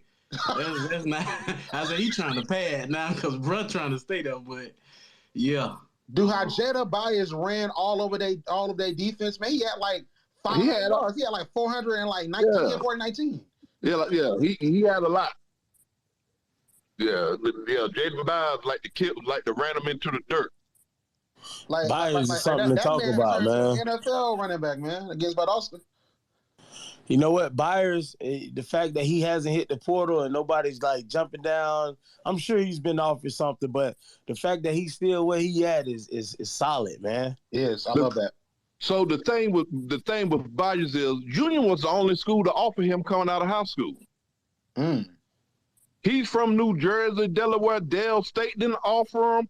Morgan didn't offer him. Lincoln didn't offer him. So, you know, he's going to be loyal to Parker just like Parker was to him. I'd hope so. And I can respect that. I'd hope so. I love it, man, because I show, you know, when we talk about Division II top-tier running backs, I was definitely saying that dude right there finna probably go get him an NIL deal, NFL deal, all kind of stuff. I was like, man, he probably out the door. But it's good to see that he's staying solid, though. He was the best running back in D2 football, and I would say even all of HBCU football. He was up there. He honestly was. Shit, I put Byers up against some of them FBS boys. To be with the numbers that Cardosity game opened my eyes, man. And that although I think he didn't score a touchdown against Bowie, that Bowie game was tough too. I was watching that about a couple of days ago. He had some signature games. Yeah, but you know he's about 5'7", 5'8", but he's a 4'3" guy. If he ever shake loose, you ain't gonna catch him. I swear. You open field is a wrap. And you know he's 5'7", but he's built like, you know, he's 5'7", but he's put together. Yeah.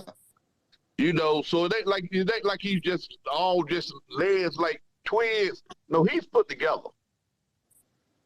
He's put together, and he has speed, and you know, like of course, Morehouse playing him to start. Like I think J.R. Byers want that ring because he didn't get it because they lost. They beat Bowie, but then they went and lost to the white folks. They lost to Shawan. Shawan, yeah. They knocked the quarterback out the game. I think halfway through the second quarter. But you know the thing is with Union is then they just had a receiver going to the portal, the Giles kid. You know he's about 6'3", 6'4". I want to say that he either was 0 or 1 this past year. But the only thing I would say about Union though is that Jada Byers sort of was that offense. I mean, Grant was good. He was Jada Byers. It was Jada Byers or bust, and I feel like that's why they lost against Shawan. Yeah, and you know they were doubling the Giles kid. The Giles kid is good. He is. I mean, like, just the numbers didn't really show it because Jada Byers was the offense. That was the only thing. Yeah. Wow. But yeah, he just went into the portal. Morehouse by a field goal in that Union game. Are we sure about that? I don't know. Are we sure about that? I'll take it. Morehouse by a field goal in that Union. Morehouse is not going to be as bad. You know, like I said, I went to the spring game. The spring game is on YouTube. Yep. Black College Sports Network. Yeah. They put it on YouTube. They broadcast it, and you know, I feel like Morehouse. I feel like they making steps, but you know, it's gonna be a struggle for them. But which is starting, you know, the culture is changing, and that's basically what you want. You want for the culture to change, for them kids to believe. And if you watch them at the spring game, that team don't look like they was a 1-9 team last year. Yeah, and a lot of it is gonna have to do with conditioning, getting the guys strong. It's just little things. When I watched that Morehouse spring game, went back and was looking at it, they have fixable issues. It's not like I don't want to throw Clark under the bus. Morehouse has fixable issues. There are some schools in the conference that I've looked at that some of the issues just don't look like they're easily fixable. And since Herb is still up here, I'm going to take a shot at Bama State. Like, Bama State offense does not have Bama State has real issues that I don't think that they can just address coming into the season. Yeah, but Morehouse has fixable issues Like Miles has fixed Bruh, issues. let me stop you right there, bro. There will not be this kind of slander of my program on this. Now, I would be remiss to say that we do have some offensive challenges. I'm not gonna lie about that. Although from what I've seen and heard out of spring training, in terms of the quarterback situation, I'll just say this: it's not as bleak as it once looked, but Coach Robinson's going to have to make a decision. He's going to have to make a real decision on whether or not he's going to tailor that offense around Davis.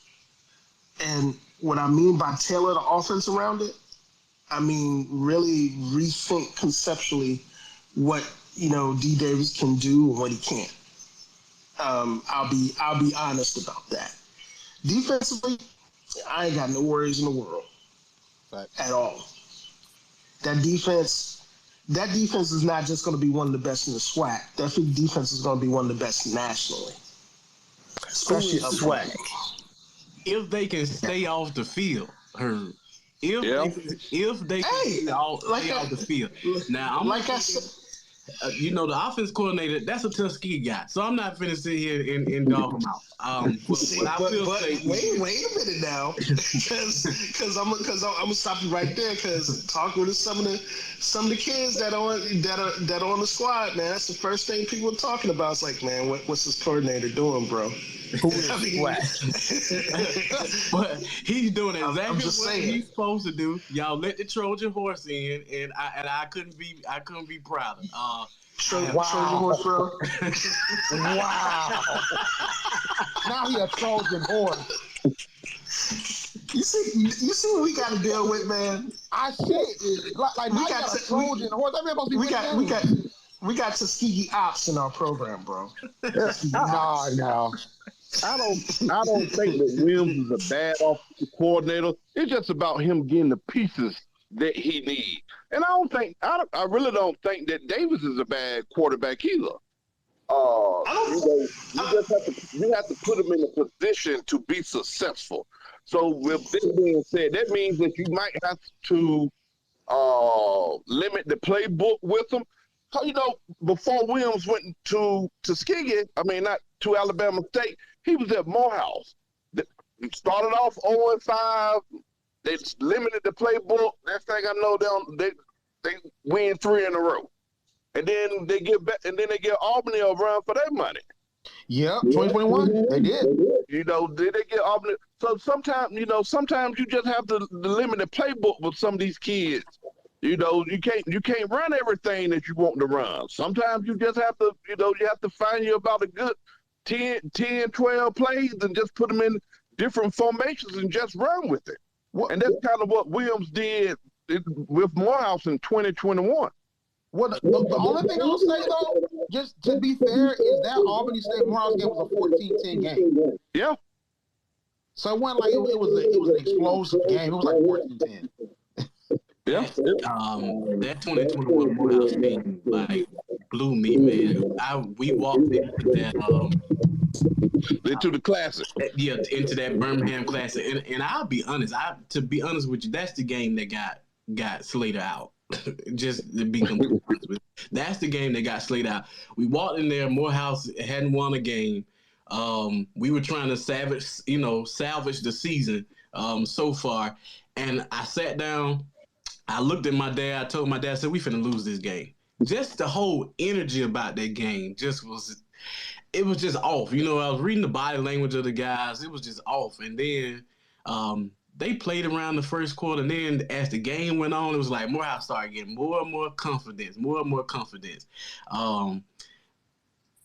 It was he likes to run the ball out of that bunch trip set. Yep, he does.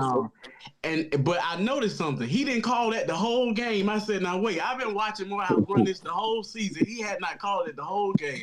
He messed around calling the third quarter, and I believe we're the only team that worked against because they took it to the house. And I'm sitting there like, now wait a minute. I know we're not finna No. lose to Morehouse. No, Listen, Fort but Valley we- got work too, man. They look, destroyed us.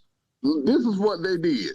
They went from that bunch set, and they brought the tight end in and ran the tight end across the formation and ran right behind the tight end. It was just a misdirection. That's all it was. That's all it was. But going back to what you were saying, D2, about Morehouse have problems that can be fixed. This right here's the thing with the spring game. No tackles played. No offensive tackle played. All 5 offensive tackles was hurt or just had surgery. Morehouse So got some offensive size. I'm line looking was at the all spring raw. game right now. Damn. Morehouse got some size. Them boys need to hit the weight room though. They Yeah. need to tighten that stuff up, man. They were, the whole offensive line was guards. If you look over to where the offense is standing, you see the tackles standing there holding the first down markers in the down marker. All of them had surgery right together, right about the middle of March. All of them had surgery. They had one guy who had to get his meniscus fixed. They had a guy that had a torn labrum.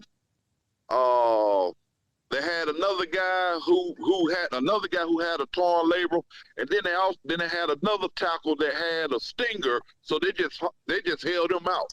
So the whole offensive line during the spring game is nothing but guards. Damaged goods, huh? All guards. So look, y'all, I appreciate everybody for coming. We've hit our 2 hours. I always throw something real wild out there before we get out of here. The SWAC is on the clock. They did all this talk when they had Dion, about all the talent, but you look at the SIAC was really close in all those games that they played last year against SWAC opponents. This year we have a plethora of matchups that I think are really winnable. That Central State, Mississippi Valley, I'm riding with Central State in that game. Yep.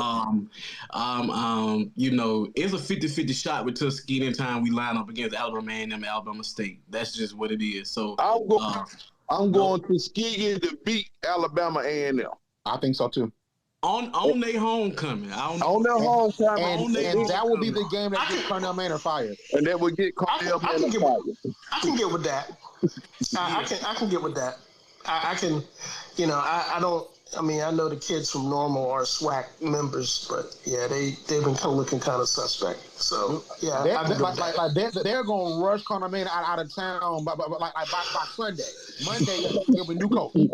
I'm telling you, we got that's going to be the game to get Manor fired. We got that Savannah State Bethune-Cookman game. That game really interests me. Savannah State gonna win that one for sure. I think Savannah State will win that game. Yeah, that one. Now. They don't bring up Bethune-Cookman. you know that Lane A&M game. A lot of people look over it, but just the style of play that Lane plays. See, that was Tennessee State's problem with Lane last year. Lane has a style of play that it's not that you don't see that. Just the way that they approach the game is Lane is interesting. Not to cut you off, D2, Lane is physical. That's what they are. They are physical. Now, did the quarterback come back to Lane? I never did get an answer on that. I know we talked about that last time. I tell you what, the next time we host, so we won't do a show this upcoming week. We'll let everybody have their Mother's Day. We'll come back the next week, and I'll most definitely have an answer as to if he's back or not. Coming back, but they're definitely loading up. They have another quarterback that they signed. I looked at a little bit of his stuff. I don't have a full game of him, just a few of his clips, but I think they're gonna be pretty good. And they also had a backup quarterback that was there last season that's back, and he wasn't bad. He just wasn't Huntley. But he wasn't bad, so I'm pretty sure Brown is developing those guys. The one thing he can do, he can move the ball. Lane has convinced me thoroughly they can move the ball. I think they're addressing some of their problems on the offensive line, which is what they had, when they played Benedict. And of course, it was raining and muddy that game. But I think they're addressing some of the issues with their offensive line in the way that they just the type of guys that they were giving, getting more guys that are a little bit more mobile. I think that's going to benefit them in the long run. So I'm not counting that Lane Alabama A&M game. It's one of those weird matchups. And you go back and look at the history of Alabama A&M and Lane.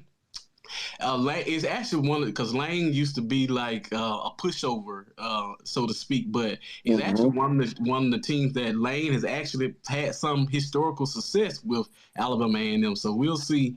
How that one plays out. That Miles UAPB, hey, it's Miles. I'm going with Pine Bluff until Miles show me that they got a quarterback. Yep. Xander Miles in the past. Yeah, the guy. I actually had his name. We talked about him last time. He's decent. I'm thoroughly convinced they're just going to take their lumps with him. They're going to go ups and downs with him till he gets there. I know they played about 6 or 7 different quarterbacks in the spring game, but I like that guy. I can't think of his name.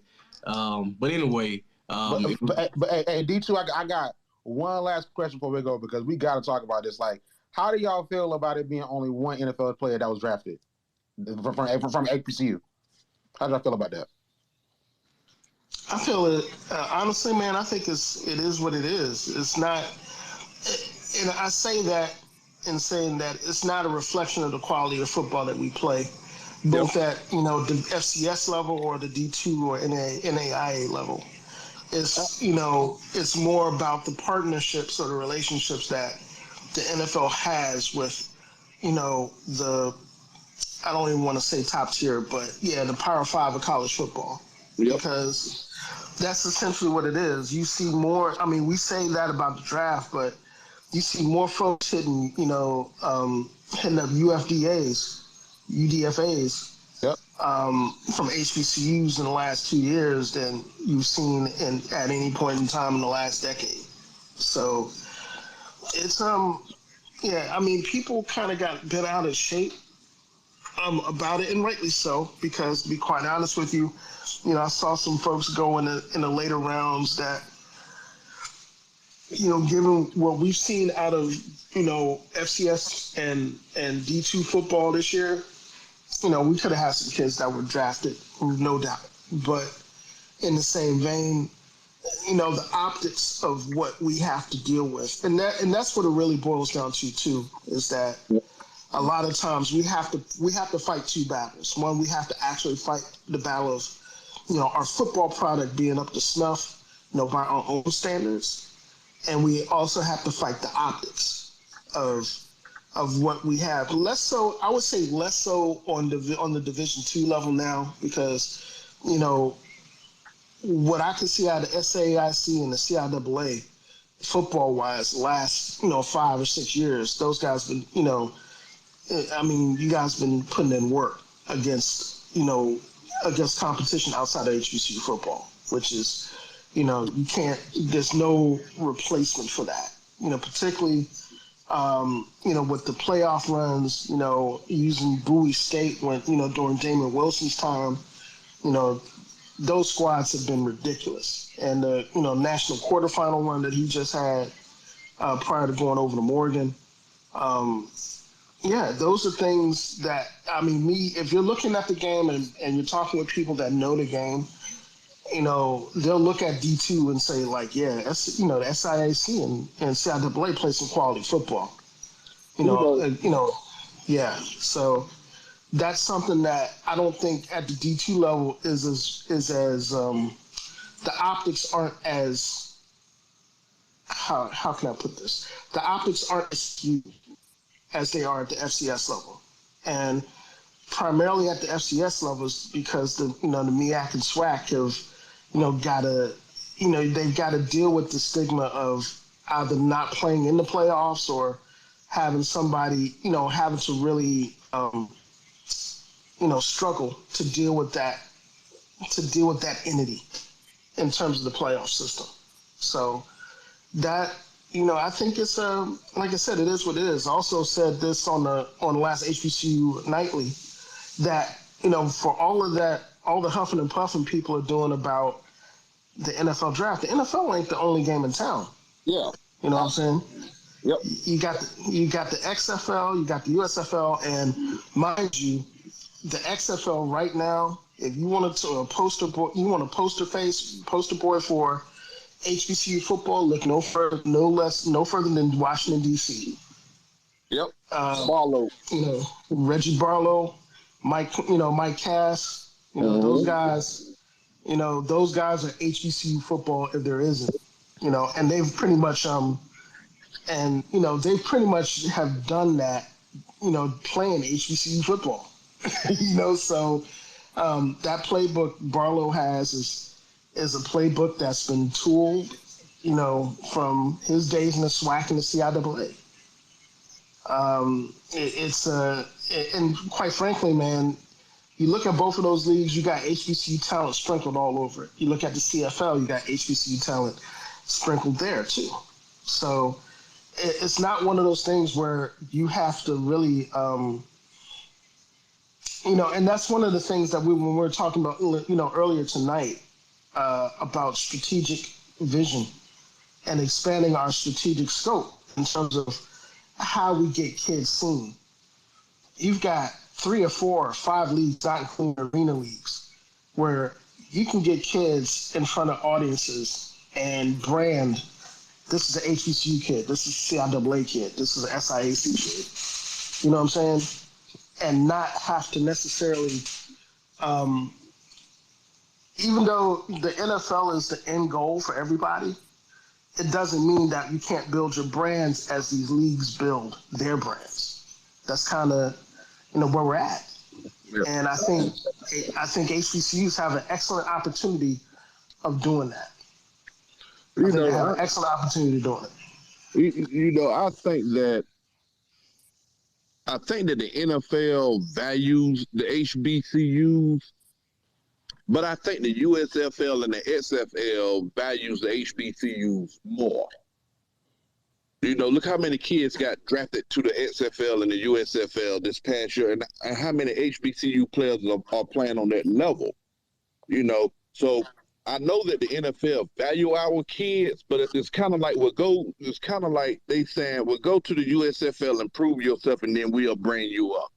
That's what it kind of feels like. I mean, to be honest, do they really value? I mean, I know that they signed them, but I don't think they really value them.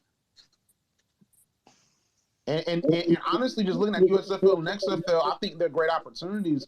But I think that you look at the NFL, they were getting HBCU players when they wanted to grow. Now you got the USFL, XFL, they're getting HBCU players when they want to grow. But in a few years, if they develop and they become, serious football folks are watching, are you still going to go get HBCU players? Or are you going to try to get, other guys that didn't get signed or that didn't get drafted from Power 5 schools? I feel like you get the HBCU folks when you're trying to build something, but then you throw them out when you build it.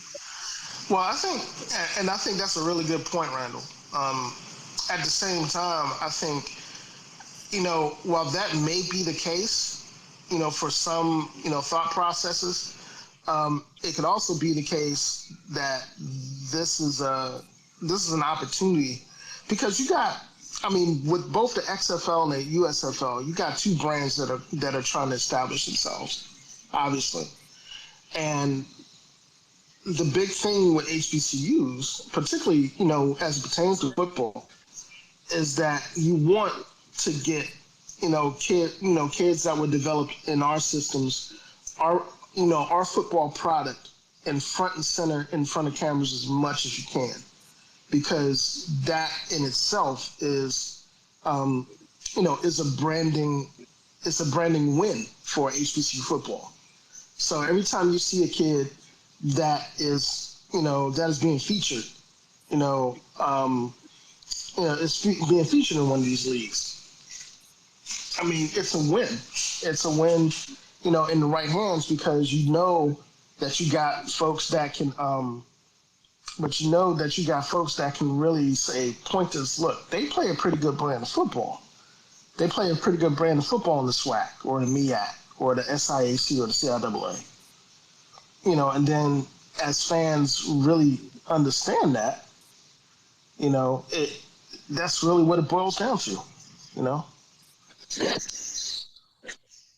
And I want to let tomorrow's Leader Sports Network they came up, and I want to let them speak before we close it out. You there tomorrow? Hey, DJ, tomorrow don't speak. I love to hear your take on it. I love to hear your take on it, man. Yeah, so I pretty much stayed out of that conversation for a couple of reasons. One, because of my sincere dislike of the league.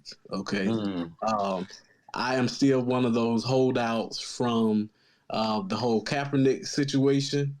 I was one of those ones that when people say, "Oh, Kaepernick should get another opportunity," and I'm saying this is the same league that was just a few years back paying people to actually injure players. And I am one of those people who just hasn't reconciled themselves back to the league. And I'm not sure if I'm just 100% sold on being so invested on sending guys into a system that we know has systemic issues against black. Even once we go there, we're still mistreated and everything behind the black coaches and just everything that comes along with the league. But I understand that it is the dream of these young guys to want to make it to the league. So I'm torn because on one standpoint, I want to make sure that we're doing everything in our possibility to help them achieve whatever it is that their dream is, but also being realistic about the challenges, and if we ever want to overcome it. I'm not one of those ones that feel like you can reform things from the inside. I'm much more of a person that feel like certain things have to crumble in order for like the new leagues that we talk about, the XFL, these other leagues that are out there. In order for them to grow, we have to almost change our tune or what we put, because wherever we focus on, that is what's going to grow. And so we know that the NFL has proven time and time again that they do not value in a certain way. But when you go in these certain spaces and you hear like our guys who people who graduate from HBCUs who work in these organizations, they come back and they give us information that I don't think that we're digesting well. KJ Black is a real good example. He comes back in one space he was in that he talked about how they sometimes look at it as rec ball, the way that we play. And so when I come back and talk about our offensive line play, I'm talking about we have to get better at certain things. He talked about, and I think H2 Night, he was talking about even the way that we run routes. He was like, that's high school stuff that we're teaching. I look at stuff and when I'm looking at the game, I'm like, wait, now why are we doing that? One of my critiques about defensive linemen in this conference was they only had one. They only had one tool in their arsenal. Like they just had one move. And I'm like, what are we teaching in order to get these guys, better prepared? So it's just a holistic approach that we really have to take time and be honest with ourselves where our programs are. He talked about the nutrition standpoint. So it's just a lot of things that goes into it. So I'm pretty neutral on it until we address some of the issues that they have brought back and told us that we need to do in our programs. Makes sense. But look, man, we've had a great show. We're coming back not this week. Enjoy your mothers. If your mother is gone or if your mother's still alive, celebrate your mother. Have a good time, and we'll be back next week. I'll let y'all all, say your goodbyes and your closing statements and where people can follow you. And we just going to try to keep doing it till we get it right. Yes, sir. So I'll kick it off. Thank y'all for coming out. You can follow HBCU Pulse on Instagram and YouTube at HBCU Pulse. Twitter and TikTok, the HBCU Pulse. Make sure to listen to HBCU Pulse Radio on SiriusXM channel 142 HBCU. We will be doing the show through the summer into the football season because we decided instead of taking a break just to keep it going so we can, talk about SIAC football and the other conferences and everything like that. So definitely going to have some of y'all on to talk about, D2 football, so make sure to stay tuned for that. And we just did a draft episode where I expounded on my thoughts on the NFL draft. So make sure to check that out Apple Podcast, Spotify, YouTube.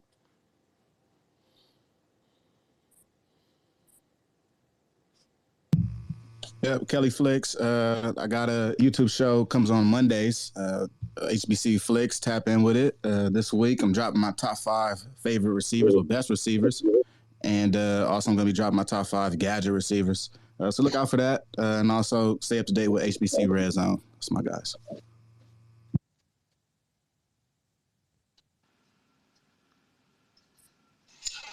Yeah, man. Real quick, I've been pretty much covering off-season and transfer portal for HBCU college basketball, the D1 and the D2 level. Stay tuned to busting brackets on the fan side of platform. I cover, the SWAC and the MEAC in terms of basketball. I'm also an occasional contributor for other HBCU platforms in terms of SWAC, MEAC, and Division II basketball, the CIAA, and the SIAC. And just stay tuned. I've also reintroduced a podcast I do for HBCU Digital Network called The Black Techies. And we're going to be exclusively covering a lot of what's going on in HBCU esports as well. So if you can, follow a brother, take time out. And also, I'm normally a regular on HBCU Nightly. So if you can catch the show, most of you guys here already do. Pass the word and, join us on Wednesday nights, man. We have a good time. Definitely. I'm not sure. I don't know if Flicks said his or if Damien, you had anything else to say. Coach Thomas, you got something to say? Close it out. Flicks did his. Okay. Yeah, just thank everybody for joining. We get up here and talk trash to each other, but hey, we support our HBCU sports, all sports, basketball, football, baseball. We talk trash at all times, but it's all love because we love these kids and we love these schools. So thank y'all for joining. You're locked into HBCU Post Radio. Baby, what you wanna do? HBCU Post Radio is your #1 source for news, information, and discussions about HBCU life and culture. From sports to politics and what's trending on yours. We're always at the heart of the culture. You don't want to miss this. Tune into HBCU Post Radio every Friday at 5 p.m. Eastern, 4 p.m. Central on SiriusXM Channel 142 HBCU. Like what you hear? Yeah. Subscribe to HBCU Pulse Radio on Apple Podcasts, Spotify, or wherever you get your podcasts. Also, head to HBCUPulse.com to stay up to date on what's going on in the HBCU community. Thank you for listening to HBCU Pulse Radio.